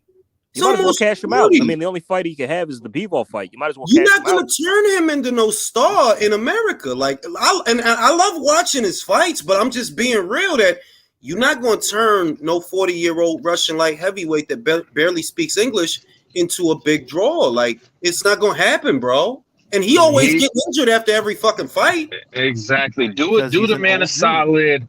Do the man a solid. Let him get a $3-4 million payday in the Middle East with Eddie, and let him retire happily. Honestly, that's what I think wholeheartedly. That's the smartest business decision, I think, because you'll get a cut of whatever the purse is. You'll get your 10%. That's one. Two, you don't have to pay no money to do the show. Let Eddie do the fucking show. Let him pay for it. You're not going to get nothing out of this guy. Three, you don't have no super middleweights, really, not really, and you don't have no light heavyweights. So it's not like you need to worry where the belts are going to end up. You don't really have nobody to fight for them belts anyway. Right. You're all out. So let him go. The clock is ticking on Archer, man. He's about. Might as well. That's what I'm saying. Might as well cash him out. I have a rough idea what Bob Arum wants to do. I think Canelo did speak about consolidating all the belts at 175. So if he gets past Bivol in September, then there's a good chance that he might fight Better BF, like he's spoken about doing in the past. So maybe that's Bob's mentality. Yeah, but Jimmy, there's a problem with that theory. He doesn't get past Bivol a second time. So yeah, Hey, look, I don't think Bob Arum's dumb. He's been in this game way too long to be doing something that risky, but it doesn't make sense fiscally. Just because that's how he looks at it fiscally. It doesn't make sense to keep hanging on to a 38-year-old light heavyweight, and it's not a knock on him, but we know how this market is. That like, bro, you're not going to turn him into no ticket seller, bro. Like, you really not though. That's what I'm saying. Put him in the Bivol fight. Just get it over with. That's it. Sport for nothing, It don't make no to me the way that he doing it. You know what I think? I think they want Anthony to beat him.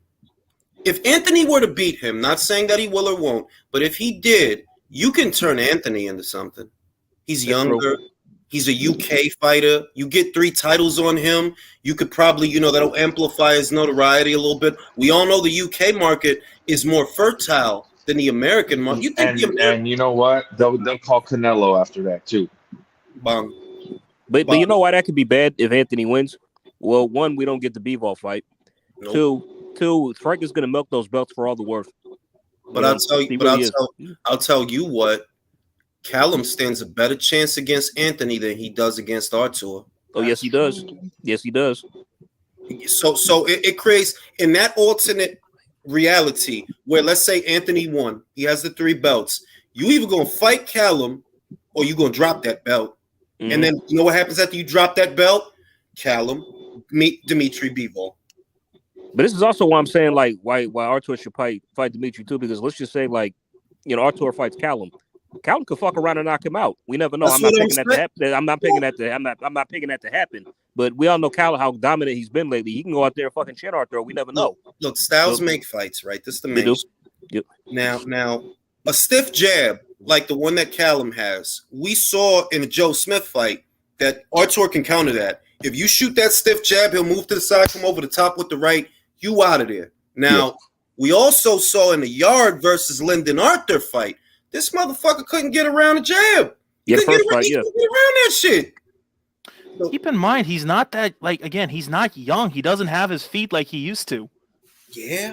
I mean, I remember Avo, would you pick Smith over Artur? Dude, honestly, maybe. And that's saying it. That hurts, man. Look, let me tell you why, man. I got to see how Arthur looks in his next fight. Because, again, this is what is 7th, 8th surgery? Yes. Literally, yes. And he's been and this hurts, man. I love Arthur. I love the way he fights. He's a very entertaining boxer. But the reality is he's up there in age. And that's why I'm saying, and this is what I'm saying. It's like the longer you wait to do this fight with Bivol Arthur, is like the longer you stand Arthur stands a higher risk of losing because he's getting older, and anybody can be got at any time. This is what I'm saying. Look, and Arthur's one of the fighters you're going to see get old overnight fast.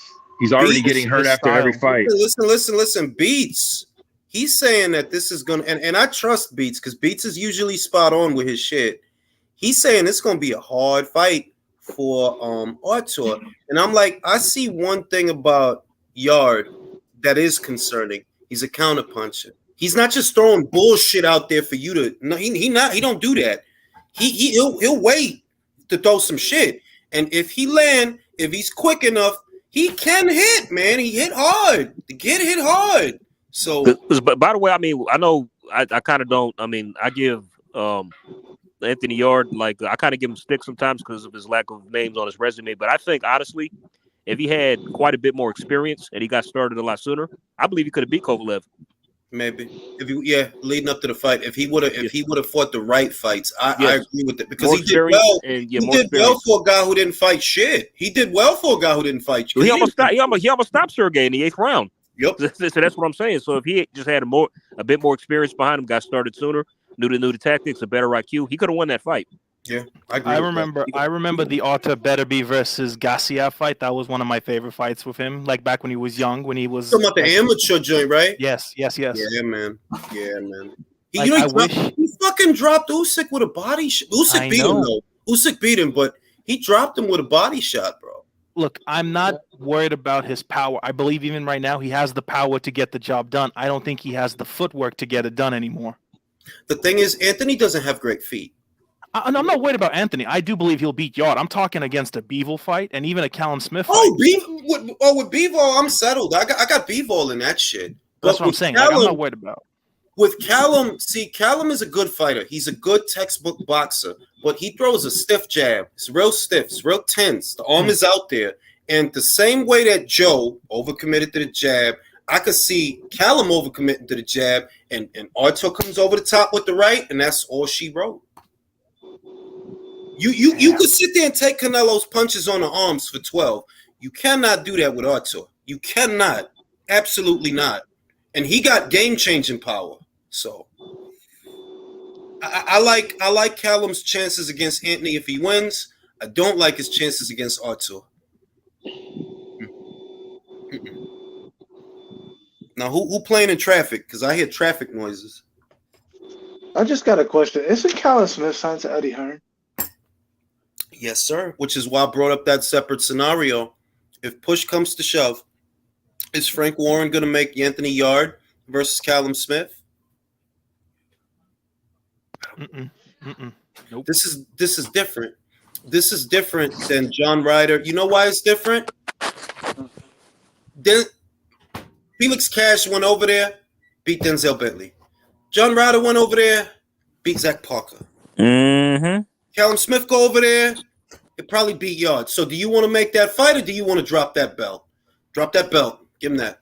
Go away. Because we can still hang on to these two. We'll still have two. Here, take that. We don't want WBO, they could probably hang on to that, milk that as well. WBO and the IBF, bro. Yep. And Jean Pascal about to beat it. Well, Jean Pascal got a fight in an eliminator. Who's he fighting? He'll be the mandatory. Who's he fighting? It ain't Buatsi. I know that. So no, it ain't. No. They thinking about making Smith versus Buatsi for early next year. Oh yeah. Callum, I like that fight. Yeah, I like that fight. I like Callum. Yeah, that'd be a good one. I like Callum. Callum against Buatsi. I got Callum. I'm taking Callum myself too. The one thing I like about Eddie Hearn is that he lets his fighters go. Like, he'll let them go to other places. So there is a probability, no matter how small it is, that maybe we could get Bivol over to fight Better Bivol on that platform. Yeah, so, I agree with that. But the fact that Bob is already talking about a Smith, which is peculiar because it's like, well, wait a minute. If you're open to doing a fight with a matchroom fighter, why wouldn't it be Dimitri? You see what I mean? Dimitri just what? Yeah, Callum is a matchroom fighter too. So it's like that's what I mean. Like, so wait a minute, you're open to doing a Smith fight, but you're not open to doing a Bivol fight? What are you protecting Artur? I think so. He believes Callum is more beatable than Dimitri. I vote say it in Russian. I mean, I'm sorry. Say it in Ukrainian for me, please. I can speak both if you want. I know both. All right. Say is Bob protecting Artur? Да. 100%. Я и не ожидаю иначе. 100%. I don't expect any other answer. I think he is. Honest to God, I think he. It doesn't make sense. Why would you be open to doing a fight with a matchroom fighter that isn't Dimitri? Why? But Jules, I'll ask you this question. I'll ask y'all this question. What's a bigger fight? Better B versus Smith or Better B versus Bivol? You smart. Hello. The Smith fight is bigger in the UK. Oh shit. It is. Yeah. It is. The UK audience is loyal, so yeah. Yeah, that's true. That's true. If you get it to where Smith goes over, obviously it's not because he wants to do it as a matchroom show. I think what he's hoping is Smith goes to BT, Frank Warren does the show. Yes. Stuart Dolls, Artur better beats Usyk right now. I see zero deterioration. Bro, y'all crazy. You crazy for that. I love Artur, man, but Usyk could play with him, bro. He'll play with him. Young Artur couldn't beat Usyk in the amateurs. Exactly. You expect this over the hill Artur to okay? Yeah, y'all want to hear something crazy? I was on a chance panel this week. Somebody in the chat put out, Beterbiev beats Usyk at heavyweight. No, he doesn't. I like Beterbiev, but he's one of these guys. You really can't be up there with them cruisers, bro. They'll fuck you up. Even though he fought a heavyweight in the amateurs, not. But that's the amateurs, bro. That's the Emmys, though. Being real, them the kids up there at cruiser is anywhere between fucking 6'2" to 6'5", bro, and they all can hit. Now you probably could beat Makabu. I would pick Artur to beat Makabu. Oh yeah, has the But I don't know that you could beat long ass Lawrence with the clinches of years, the year clinches. I don't know that you could beat long ass Lawrence. Jay Opataya is a good fighter. He fought with a broken jaw, bro. 2 places. Then go down, then go out. Power through that shit. And he can move. He is southpaw. I don't think Artur beats that kid. Nah. And I like Artur a lot, by the way. But you're not big enough for cruiserweight. You're not. By the way, what do you think? Opataya versus Okolie. Who y'all like in that fight? Okolie. He'll spoil it. He'll spoil it. Yeah. He'll spoil it. I believe he'll spoil it. It'll be a clinch fest. I don't know that he can knock out Opataya. Remember, Opataya is Maori. They tough than a bitch, man. Mm-hmm. Guys, they tough. Look at the beating that Parker had to take to finally go down. You know what I mean? Because even though like Opataya was dominating his breed, he was pacing his ass up for the first and last, but then he kind of had a late surge. He fell apart at that latter end of the fight a bit. But if they fought right now, like let's say, okay, well that's the next fight, or let's say 2 fights from now, I would pick Okolie. I think Jay needs more experience. He fought a great fight. He fought a great fighter. Maris Briedis is a great fighter, bit of a goofball, but he's a great fighter. And he is. Just a little bit with the Mario outfit. Who does that shit and it's not Halloween? Like for real. All that shit for Jake Paul, like it didn't dawn on him while he's putting the costume on. Am I really gonna do this over a YouTuber? You bet your ass he is. Bruh, like nah. And like when he lost, I put out, see, this is what happens when you spend too much time focused on YouTubers and not defending your belt. Yeah, I feel sorry for him. I think this is also a situation of people who just say shit out their mouth just to say it instead of taking 2 seconds to comprehend what they're saying. I think we live in that kind of era. Prime Better Beef could not beat Usyk, bro. Prime Better Beef. No. Prime Better Beef didn't beat Usyk. Well, not Prime, but Young Better Beef didn't beat Usyk when they were young. Let's say this. Prime Better Beef. This is Prime Better Beef. Prime Better Beef was knocked down by Jeff Page. Knocked down by Callum Johnson. And you think he gonna beat Usyk, who's up there with the Lions, the Tigers, and the Bears? Oh my! Nah, bro. Vidmej. Let's do it. Nah. That'll be a mini war that demoralizes the whole of Russia. Watching Artur get slapped around by Usyk, the whole Russia gonna cry. People forget what Usyk did in the cruiserweight division. People just forget. They forget he's not a natural heavyweight. They do forget this. They think he fought a defensive fight in cruiserweight. They don't remember those fights, man. They don't remember the shit he went through in cruiserweight. The shit he did in cruiserweight. It's more along the lines of they're different men now than they were. Like Usyk is dangerous now to Artur. Yes, he'll knock you out. Like I wouldn't just pick Usyk to outpoint him. I'd pick Usyk to knock him out. Knock him out, yeah. Knock him the fuck out. Are you crazy? He knock him out. They ain't kids anymore, bro. People forget, bro. I swear to God, they need to go back and watch that Tony Bellew fight, man. Yeah, that's how I see. It's like, look, I think, and once again, I don't want to sound like I hate Artur. No, I think Artur is a great, great fighter, and a part of me feels that we didn't even get to see the best of him because he's always getting fucking injured or something's always fucking wrong. But truthfully, he is not cut out for cruiserweight, bro. No, you too small. He doesn't have the. He doesn't have the. He's like what, 5'11"? Usyk blasted Bellew out of there, and I can see the same thing happening to Better Beef with Usyk, man. He's just. I agree. People. There's no. I don't. Even Breedis, bro.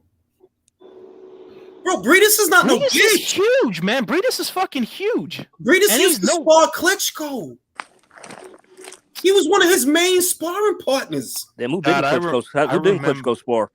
I remember that WBC fight, man. I remember Usyk versus fucking Breedis, man. God damn, was that a fight?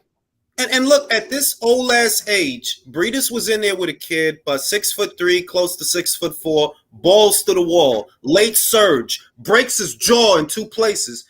I don't think Artur could deal with that. No, you not. You are the perfect light heavyweight. You know, you're great there. But at cruiser, man, them kids too big up there for you, bro. For real, I think this was Usyk's 9 fight in cruiser. 9 for 10 for one of those rounds. It was against Glowacki. I remember that fight. That was one of my favorite fights. That was that significant step up for him in fight competition from there, because that was the WBO, I think, cruiserweight champion at that time. That was the WBO, and that was in Poland. Exactly. Right. So it's like, I don't know, man. I think people like misunderstand. It's like you can have a critique of a fighter and you can like a fighter but be realistic at the same time. I like Devin Haney, but I still think he loses to Shakur Stevenson, and I still think it'll be a fucking war and a half against Loma. I agree. Like I think Artur is a threat to every single light heavyweight on the planet except Bivol. Yes. And he's a threat to Bivol too, but I'm with Ivo on this. It's the legs, bro. It's the legs. Bivol's got the right style. He's got the right style for him. Look, if this was an Arthur Better Beef maybe 3 or 4 years ago, maybe. But Ivo, another... 3 or 4 years ago, he was getting dropped by Callum Johnson. Exactly, but this is all of this is hitting the Andrade resume strides of could have, maybe, potentially, possibly, could, maybe. Well, look, we can say this, though. He has a better resume by far and wide. Yes. You know why? Vosdik. Yes. Smith. Yep. He has a better resume. Those 2 wins alone are better. Even one of those wins are better than Andre. Because Vosdik, remember, Vosdik was the guy that he didn't just beat Adonis Stevenson, man. He retired him. Killed him. He retired him. It's bad. I picked Vosdik to win that goddamn fight. I think most people did. He was the betting favorite, I think. I mean, also, it didn't help that Adonis hadn't fought shit in years, too, as well. You know what I mean? So, well, he had, but because didn't he fight Jack? right before that? Battle Jack? Yeah, Battle Jack. Yeah, he did. He did. Battle Oh, yeah, I Jack forgot about that. He before did. Yeah, that's true. He Here's did. Yeah. here's why I believe like Beevil just showed you guys against a bigger guy, against fucking Zerto, Who's what a he cruiserweight. can sit on his punches. He'll go in with you, man. He's not like, and again, I said that, like, we all said this during the Canelo fight, that Beevil is that guy. Don't fuck with Beevil. And it's just a consistent energy. Still, don't fuck with Beevil. Like, just because he looks like he wants to cry 24/7 doesn't mean he's a bitch. But see, I don't see a guy. I see a sleep deprived guy. I think Beevil hasn't slept since the Cold War. But honestly, we had in my country, in my small town that we used to grow up, we had people who looked just like Beevil, because like they're mixed with some Mongolian in their ancestry, man. And they all look the exact same. They always look like they want to keel over and die every 5 seconds, but they're so fucking resilient. By the way, I felt just right quick. Speaking of Beevil, he reminds me of a saying by the great Steven Seagal in one of his movies. He said, "There's a difference between a warrior and a wannabe. You see, wannabes are always talking, but the difference with warriors is they don't say much. They just go do what they got to do. Beevil's that warrior. Yeah, so it's better be." But so's better. Yeah, like they don't. So it's better be. Yeah. And I like that's why I appreciate those guys from that part of the world, because the Western thing about I'm just gonna say a bunch of meaningless bullshit that doesn't even fucking matter. That is so irritating. It's good to see guys that look. I'm not here to talk you to death, bro.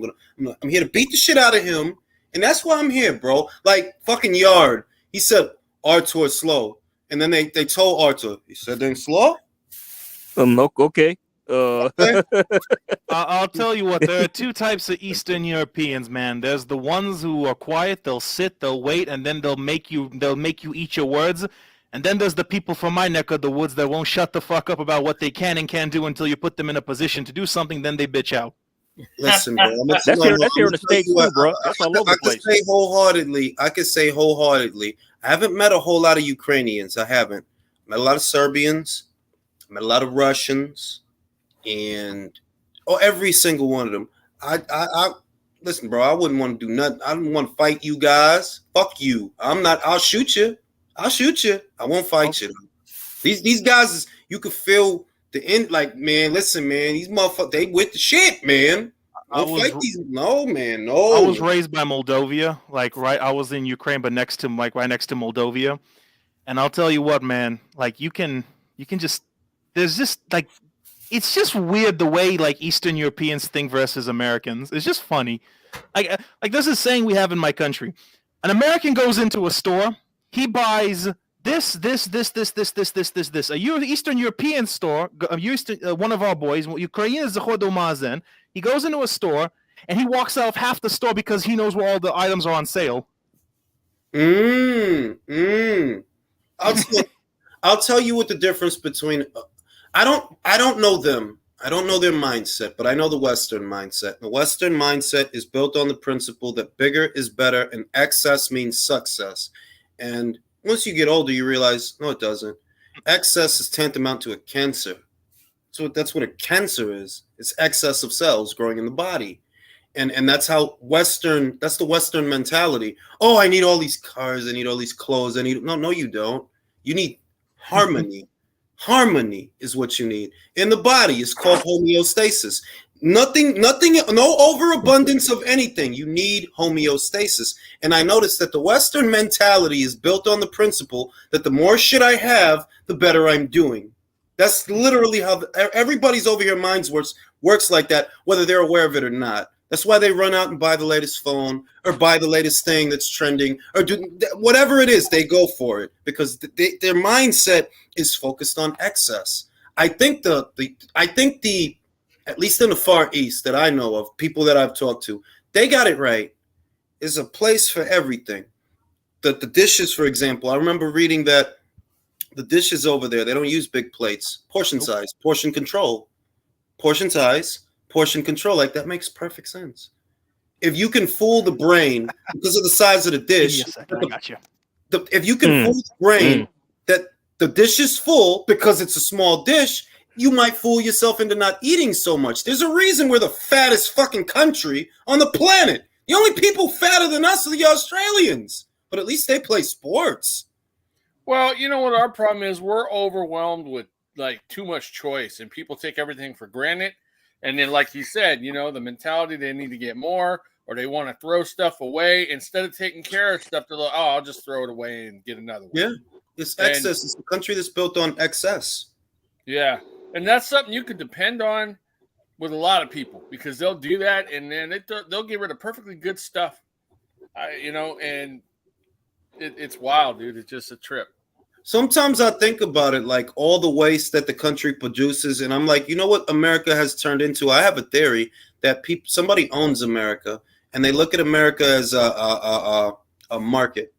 It's nothing but a bunch of consumers. We're not producing anything. All the stuff that gets produced comes from other places. We're not producing. What the fuck are we doing? We're getting diabetes. Some things, but very minuscule compared to the rest. You know. All of our shit comes from China.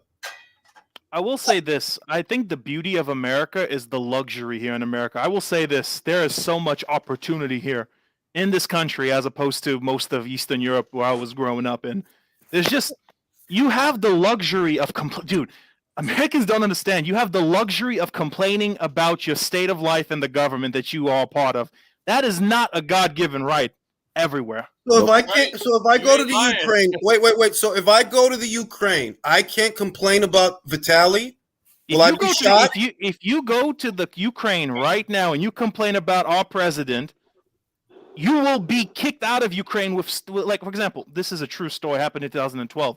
We had a parade that represent, you know, for the LGBTQ, they got less than a meter before people started throwing rocks at them. Wow. Yeah, man, they don't play that shit. We are very conservative over there. You go less, like, you say something like bad about the government, they will throw everything they have at you. Like, for example, and they'll find that stupid strength to throw a fucking computer desk at you. Trust me, they'll find a way to do it. Wow. You'll see these old ass 90-year-old grandmas, like, they can barely walk, but they'll find a rock to throw at you. Trust me, they will. Yeah, I'll tell you what. You know where I actually want to go, though. All jokes aside, there's a couple of places I want to go, and they're not the characteristic places that most Americans would like to go. But I read about these places. I'm like, man, that's amazing. One is Iceland. I would like to go to Iceland. I would like to go to Finland, and I would like to go to Denmark. I heard nothing but good things about those places, man. Nothing but good things about those places. Iceland has no fucking crime. No crime. No, I think it's no homicides. It's got to be some kind of crime. I heard that Singapore actually has no crime. They don't steal over there. Dude, that's because no joke. You'll get jacked up for spitting on the sidewalk there, man. That's what I heard, country. That the reason that there's no crime is because the penalties are so harsh. Yeah, well, we don't do that over there in my neck of the woods. Instead, what we do is it's kind of like for example, the community will ostracize you in place if they know you stole something. They'll ostracize you as a greater whole. Ooh, I like that. So that's how they deal with it. So, for example, let's say you steal from the man who has all the meat. Like, you steal, like, let's say like a couple of pounds of porosya of pig. Like, everyone in the neighborhood knows you stole it. Everyone in the neighborhood's going to shun you. Now say pig again. How do you say it? Porosya. Sounds like puerco, like how we say pig. We say puerco. Porosya, troca, scrofa, however you want to say it. Porosya. That sounds like how we say puerco. I've always felt Ukrainians drill their R's the same way we do. I think Finland was voted the most. Wasn't it voted the happiest country in the world? So they did a survey where the average Finnish person is more happier than anyone in the world, and I'm thinking, like, isn't that the true meaning of life, though? Finding happiness and peace. Happiness is in Finland for all of us. I gotta go there. Though I don't, you know what? The other thing I read about Finland, though, I read this about Scandinavian countries. They're not big on small talk. Where in America, "How are you doing?" is just a phrase, and we don't actually expect to hear how you're doing. I heard in those countries they'll actually tell you, like they'll tell you everything that's going on because it's not a phrase over there, and they don't actually do small talk the way that people in the West do. You know, I think that's most of like that side of Europe, though. Most of that side of Europe doesn't like extra words to be said, because it's a waste of energy. If you don't mean something, they don't want you to waste your time or their time with like a half-hearted like response. That's nice though, man. That's fucking disciplined. It's fucking structured. It's not like this shit out here. In Moscow, when I was there, at least, it's like you don't ask someone how you're doing because you don't really give a shit about them. For example, funny enough, my mom never told me that she loved me until I came to America, where it became common, because it was expected. Because it's like, yeah, we know you love your kid, but we never said that over there. Like, my grandma never said she loved me until we came over here. Hey, Dave. Christ, dog. Wow. Hey, Dave, why is it that people are like that? Like, you were saying, like, you don't ask about people because they don't care. I mean, that seems, I've experienced that, like, before with a few Eastern Bloc people. And I've never kind of understood that fully. I mean, what's that all about? I mean, it's just because it's reality. It's like, most of the time, why waste the energy to ask a question that you don't want to hear the answer to?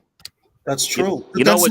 I've always that's literally the explanation that I read, that they don't want you to half-heartedly inquire about what's going on in their lives, and if you ask them how they're doing, they're literally gonna tell you. Like, so if the guy's behind in rent or something, they're gonna talk to you about it because you fucking asked. Yeah, I mean, but it's funny you mentioned that, because I actually run into that a lot of my job, like with the people who call the callers. It's like they ask, like, I say my greeting, then they say, hi, how are you? They ask me, hi, how are you? I'm like, fine, how you doing, sir? And they don't even answer. They just keep talking and tell me what they need. They don't even say, no, I'm fine. They just go right into it. And I'm like, okay, I guess you don't want me to tell me how you doing, but it's all right. I do that sometimes here too, because it really is like that. Like, you don't expect these questions. Like, and I know it sounds weird to a lot of Americans, especially like I know a lot of Americans, when I tell them this, they don't believe me. It's like, how could your own mother not say that she loves you? Well, it's because I know she loves me, and she knows she loves me, so we don't have to say it. Like, we never said that until I came to America. And even then, it still feels weird that she said that she loves me. Well, the trippy thing about it's like, with different countries, there's different cultures. And like I was in, Amsterdam and London back in like 93. And I ran into some people from Australia and South Africa, right? And this one dude from Australia ended up getting ticked off at me about something. And I was trying to be cool with him, and I offered to like buy him a beer or something, right? And then he got mad at me for that, and said, it's like, accused me of trying to patronize me. Yeah, don't patronize me. He accused me of trying to buy him off, but from my end, I mean, I wasn't trying to buy him off. I wasn't trying to be disrespectful. I mean, that's just, America, that's normal. I'm going to say this. The version, there's only one place in America where I've seen a version of what I've always describing, and that's New York compared to where I am now. They're all about the pleasantries where I am now, but these people eat each other in the workplace. They stab each other in the back. Like, I've never seen anything like it. Like, if you think work snitches is a thing, move out here. It's work snitches galore. And they all smile in each other's face and exchange pleasantries the way that I've always described. And they're like, no, it's a waste of time. Why do it? It's disingenuous. Yeah, but they do it all the time. It's bullshit, but they do it all the time here. And, behind the scenes and all of that, they're all trying to get each other fired and all these different things. Dude, whereas back home, California, man, it's like that here too. And that's the difference between New York. I'll say that's the difference between New York and here. In New York, at least in my experience, and I lived there for 31 years, if somebody don't like you, they're not going to tell you. They're going to tell you. You're going to know. You're going to at least know where you stand with the people that don't like you, because they're not going to hide it. By the way, Jules, that's facts. Like, there was an incident at my job once, right? Something went down, like an emergency that I had to handle, and me and my coworker, like, pretty much I did most of the heavy lifting. But there was still issues because she really, my coworker didn't really do her side of it. So, like, the upper echelon, my management or my boss found out about it, and I got talked to about it. And I'm like, oh yeah, I did what I did, this and that. And I talked to my coworker beforehand, like, she ain't saying like, oh yeah, don't worry about it, it's fine. I'm sure. Well, come to find out, she tried to throw me under the bus and blame me for what happened.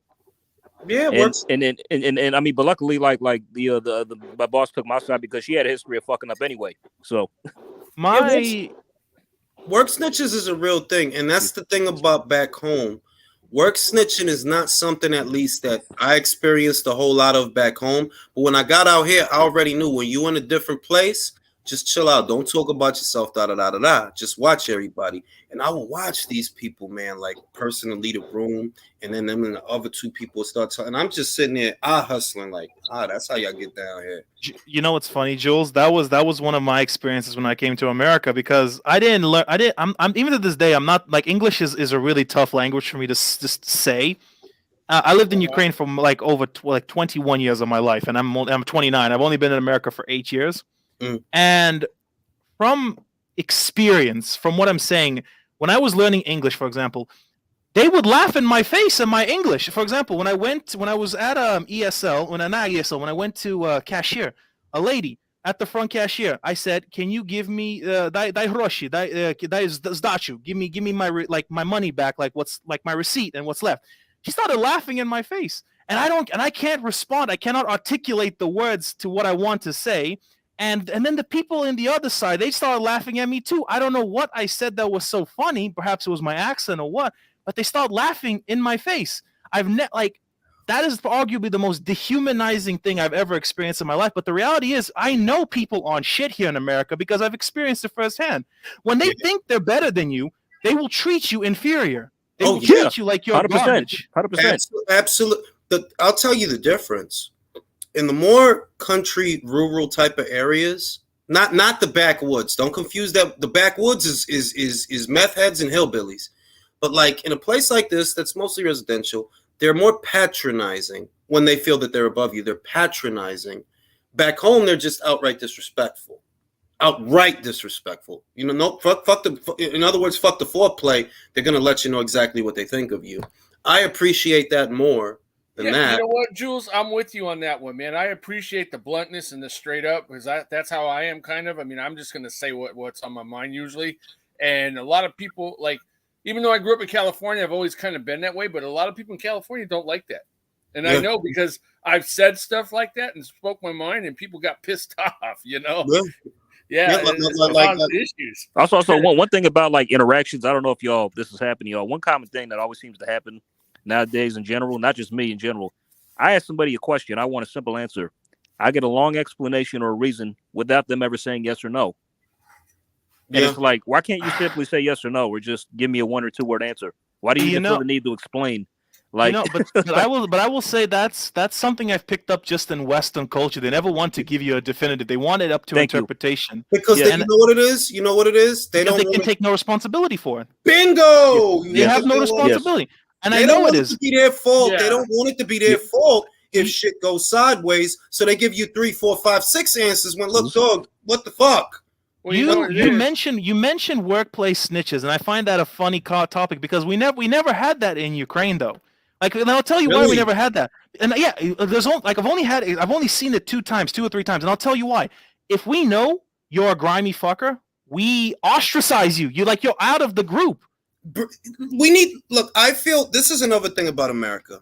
I feel that America, we're not talking about population control, but America is a melting pot, and it's not getting, the population is not getting smaller, it's getting bigger. So in a situation like that, people don't get alienated as much as they used to, but that used to be a thing. I remember that used to be a thing in the 80s when I was a kid. If the neighbors, all the old ladies on the block, if they felt a certain way about someone, they would alienate them. And everyone indirectly knew, stay away from this person, because of A, B, C, and D. Stay away from this person because of EFG, you know what I mean? And I think we need to bring that back. Alien, ostracize. Alien, get the fuck. No. Keep moving.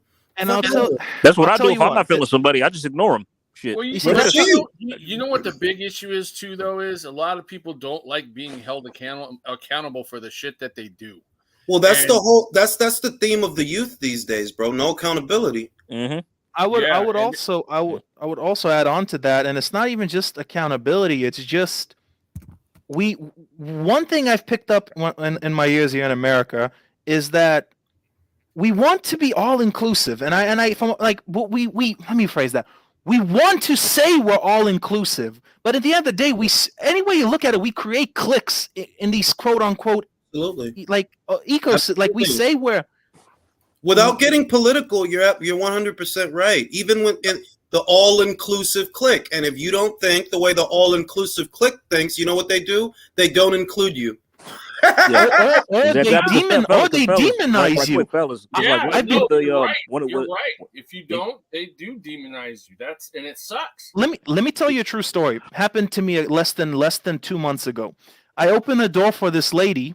I opened the door and I say, "Excuse me, ma'am." She took offense to that because I implied that she was old, and she called me a misogynist. I didn't even know what the word misogynist meant. All I did was open the door and say, "Excuse me, ma'am." She implied that I called her old. That's what my friend told me. And from that day forward, I don't try to be polite to you. I don't say ma'am. I don't say sir. I can't because I'm scared because I'd have gotten in trouble because I'd have told her fuck you. I'll tell you what happened.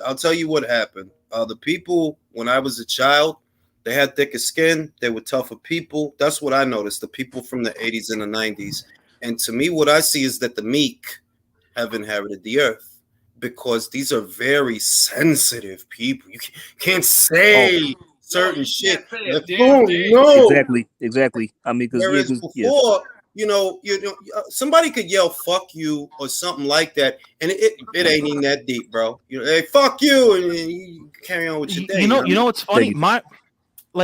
Again, I'm a grown man. I have my own house. I'm going to get married this upcoming February. Congratulations. And honest to God, it's not even that the meek inherited the world. It's just that it's the old people that are making the youth like this. They're passing their ideologies in this. Like, let me phrase what I mean when I say the old people. The older generation wants, for example, I don't want to get political, but they want to push this certain ideal of like all inclusivity, but at the same time demonize someone who has a counteracting point of view. It's not even that I want to say, like, for example, where do young people get their ideals from? They get it from their parents. And the parents are fucking up. This is where I know. Let me counter that. Let me counter that because this is what I think. True, man. This is what I think. These parents are not actually raising these children or even instilling ideals in them. Their ideals are coming from the media. These are the media's ideals. These are not even. That's saying that. I don't think their parents have the frame of mind to instill ideals into the child. They go with what CNN and whoever else, but they're going based on what the media is telling them. And before, it's a regular thing that you're going to disagree with what's on the TV because you have common fucking sense. You think the government is telling you everything that's going on? What are you, an idiot? Oh, you would have to be. You think there's people lying to each other on the ground level, people stealing from each other, conspiring against each other on the ground level, and you don't think in big government they're doing the same thing? You know what? Here's my one response to you. This is what my mom used to tell me, and then this is the way I've been living my life. If you're not ready to have kids, why the fuck are you having kids? Yeah. Bingo. Yeah. Bingo. I mean, that's but what also, my mom told me. But to piggyback off of what Ivo said earlier, it's like how he was treated by that lady. That goes for just me too. It's like I used to work security, right? And I'm leaving in the morning. I'm dressed in my security outfit. I reiterate, I'm dressed in my security outfit. I use the restroom before I go. I see an employee for the company building I was at. I said, "Hi, ma'am. Good morning. How you doing?" Fellas, like, you wouldn't even believe the look she gave me. She looked at me like I stole a purse. Bro, I don't look. I'll tell you what. Outside, and this is why the internet is deceptive. For example, we're all acquainted with each other. Mm-hmm. So I'm talking to y'all in a way that I don't talk to 90% of people that approach me on a day-to-day basis because I'm actually very quiet and I don't volunteer very much. Me too. Like I'm yeah. You know, if I'm the guy, if you say good morning, I don't want to tell you a whole lot, and I don't want to make no history. I don't want to mix it up with you. Why? Because of the way people are. Yes. If you say good morning, if you make that effort to say good morning, you don't know what the fuck people are gonna say back these days. So hey, I don't want to be bothered. Hey, Jules, and that encounter I just told you guys about. That's why I don't say good morning to most people anymore because of that right there. Jay, you said you would tell the lady who yelled at me you would say fuck you. Well, here's the issue with that. My mom raised me to respect women. Oh yeah. My mom raised me to say never curse at a woman, never raise your hand at a woman. And at that same point, don't curse at a man unless you want to go all the way. Yeah, that's I'll I'll tell you this. The women in my life raised me to be weary of women. Be weary of them. That's what they instilled in me. Be wary of them, you know. Be careful, you know, because they're manipulative. That's what I was taught. As far as the disrespectful part, well, if you were in America, if you were in New York at least in the 80s and 90s, disrespect was just a part of everything. Like that's just the culture, you know what I mean? But what I noticed about this generation is people think that because they're offended that that's a crime. How you receive something is between you and God. You're trying to censor people at this point from independent thought based on your feelings because you're overly sensitive. Well, then go fucking live under a rock. Thank you. Exactly. We'll see.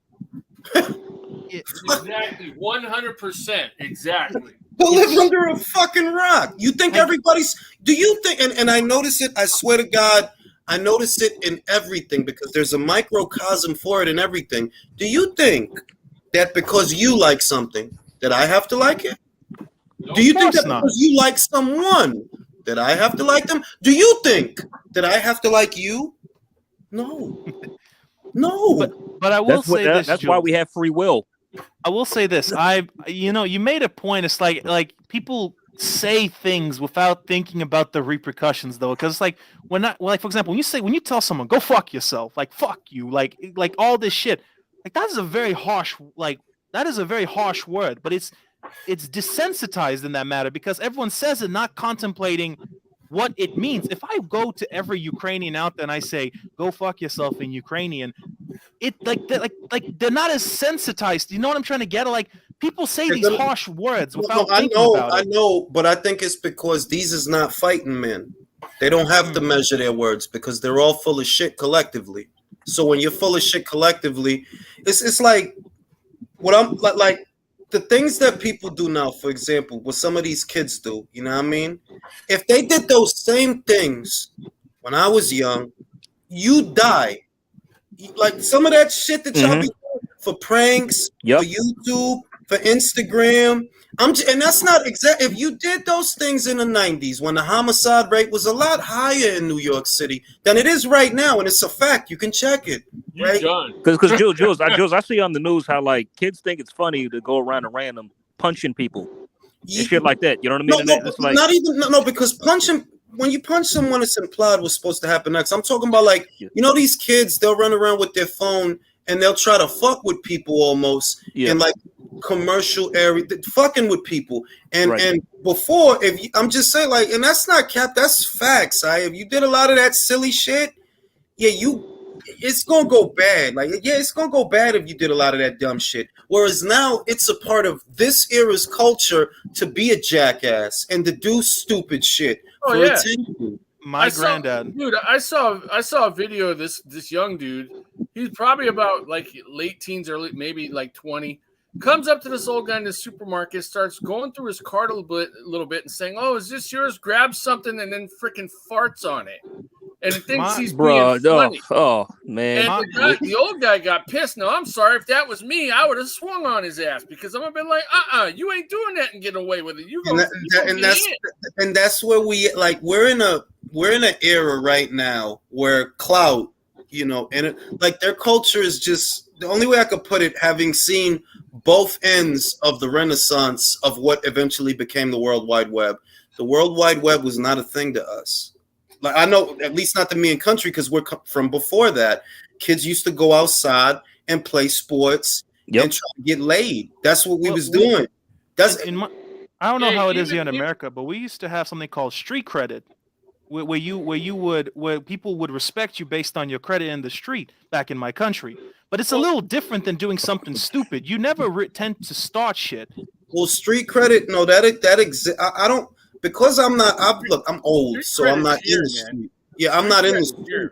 But I'm gonna say that when I was a child, no, that existed, and I'm pretty sure that it still exists in some hoods. The difference is the overall culture, American culture and Western culture, it has been heavily influenced by the presence of the World Wide Web as a source of income, as a source of notoriety, Everything is different now. And I'm telling you, unless you as old as either me or country, that world from before the World Wide Web, it may as well be the Stone Age because it's a different world. It was. I'm not exaggerating. It was a different world. People behaved differently. How you conducted yourself was different. The World Wide Web has introduced a lot of things that are commonplace now. Right. I mean, I ain't saying I'm a tough guy. I'm not, but I just wouldn't put up with that shit. You know. There's nothing wrong with that. There's nothing wrong with making yourself wait. Because Jules, to piggyback off of what you said, fellas, one of the codes of ethics that I live by is a first impression is everything. So if I meet somebody, a random person, or whoever it is, if you disrespect me or you're an asshole for no reason, I'm never gonna forget that. Then if I have to deal with you after that, it's gonna be hard for me to like really deal with you or just treat you with respect because you were this way to me before. And I'm sure you guys might feel the same way. I'll say this, look, man. And my wife knows this about me. She's always known this about me because I've always been the same way. The less people I have to deal with, the better. The better, yes. I've come to. I'm the same way.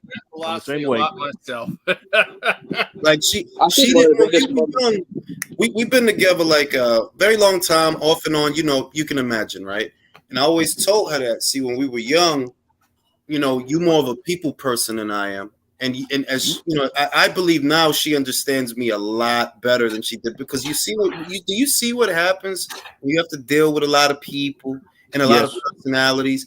I think at its base, what I'm trying to communicate is, look, all these people you're talking to, acquaintances, coworkers, friends, at its base, the most visceral impulse is it's either you or them. Do you think they're gonna pick you? No. Well, they all are. Sorry. So the less people you have to deal with, the better. And if you have to deal with them, don't volunteer much because these are things that will get thrown back at you later. They will. I think it's because people use that terminology "friend" a little too loosely nowadays. Reality is you don't have more than 2 or 3 friends. Everyone else is an acquaintance. I don't have that many friends at all. Because in my some people use the word friends to kind of like almost emotionally blackmail you into constantly, you know, doing them favors, whether it's financially or other things. I feel like you have to be careful who you pick as friends because looking back, I feel like, man, I've made some terrible decisions, helping a lot of people that probably wouldn't piss on me if I was on fire. So. Yeah. Yep, because like I remember I was at I made at my job I made a transfer to another location in another city, and like I heard whispers. One of my coworkers was saying, "Oh, how come so and so doesn't call and ask us how he's doing?" I'm like, "Why the fuck would I do that? I didn't do that before. You're not my friend. You know what I mean? Like, you ain't." Yeah, like when I'm very like if you ever worked with me, for example, at sites that I worked, I'm a very honest person. You're gonna know where you stand with me. I will not stab you in the back. You can count on that. You can bank on that. I won't do that. But I'm also not gonna let you. I'm not volunteering nothing for you, bro. You don't need to know anything about me. You don't need to know nothing about me. And what I notice about people and the reason that they end up in a lot of fucked up situations is because y'all let people get familiar with y'all and y'all get familiar with people. And that's where all the problems start at. That's where it all starts. The moment you become or something you're doing becomes an inconvenience to someone else, they're going to turn on you. They will. And that's what happens 90% of the time in a workplace. That's what happens 90% of the time in the street. The moment it becomes about it's either you or them, you think they're going to pick you? No, they're going to look out for themselves. Yeah. Obviously. Altruism is so nice on paper, but the reality is, like, it's not even. This isn't even something bad about people. It's the reality. It's like you will always care about your family and yourself more than you will about someone else's position. It's not even. So think about it. If you at work, right, and let's just say, for example, I'll give you a scenario. I saw this play out with 2 cashiers when I was very young. I was about 19 years old, right? If you know they're like, oh, girl, she want to call out from work. Right? She calls out from work. She doesn't want to be there, right? But somebody knows that she does this because she volunteered this. Sometimes they call out from work, right? So she does this, and then it creates more work for the other girls. How long do you think it's going to take before the one girl that knows, bitch, you ain't sick, you just don't feel like doing shit? How long do you think it's going to take before she spills the tea? Yep. Oh, yeah, Yep. that'll happen real quick as soon as she gets pissed off. As soon as she gets pissed off, bro. That's why if you don't volunteer nothing and you keep everybody at arm's length, like, bro, listen, man, this is we only know each other in here. Outside of here, it ain't like that. If you keep everybody at arm's length and don't volunteer nothing, that situation don't even manifest. You don't know that I'm bullshit. You don't know nothing. So you ain't got nothing to go off of. But people get too familiar, too comfortable, volunteer too much, and then what happened? It get thrown back in their fucking face. The last time I actively had a quote unquote friend was back in Ukraine when I got jumped. And he ran. I don't blame him in hindsight, you know. Why should people get that ass whooping, I guess. Oh, damn. I'll say this. All my best friends is back home. Lifelong friends. And I could tell stories, but I won't. But other than that, everybody else I met after that when I moved down here. And that's why you got to be on your P's and Q's in a place like this. These folks try to get cool with you and shit like that. They'll try. And it's like, nah, son. I'm not even down here for that, so. You know what I mean? It's why I got a fucked up left wink, and when I wink always in my left eye, it's because I got kicked in the face. I got kicked in the fucking nose, bro. Dude, beautiful feeling. That's why my septum is deviated. There's nothing like getting jumped. There's nothing like getting jumped. There's a bunch of punches and kicks are coming from all sorts of angles. You can't even. Real shit. Let me read the super chat. Between welter and light heavyweight, which division has the better potential for great matchups? That would be super middleweight. It has the best. The key word in that is potential, right? Well, it's super middleweight. You have Mobility, you have Benavidez, you have Morrell, you have Plant, you have Andrade. So in terms of potential, I would give potential to super middleweight more than middleweight, because middleweight is a wasteland. There's not even very much there to work with anyway. You know what I mean? Junior middle, most of the good fights have already happened. Most of them. Charlo versus Rosario, Charlo versus Lubin, Charlo versus Harrison 2 times. We're about to get Charlo versus Zoo, but beyond that, how many really spicy matchups are there, you know? Whereas at super middle, you have a couple of guys that, you mix and match those names, you get some really good fights, like Morrell versus Andrade, or Andrade versus Benavidez, or Benavidez versus Morrell. Those are all, spicy fights.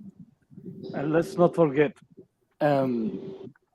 most of the guys on middleweight, they're actually big for the weight. So they're going to move up in the next years. Yeah. Wait, didn't he say light heavies? Where did he get super middleweight from?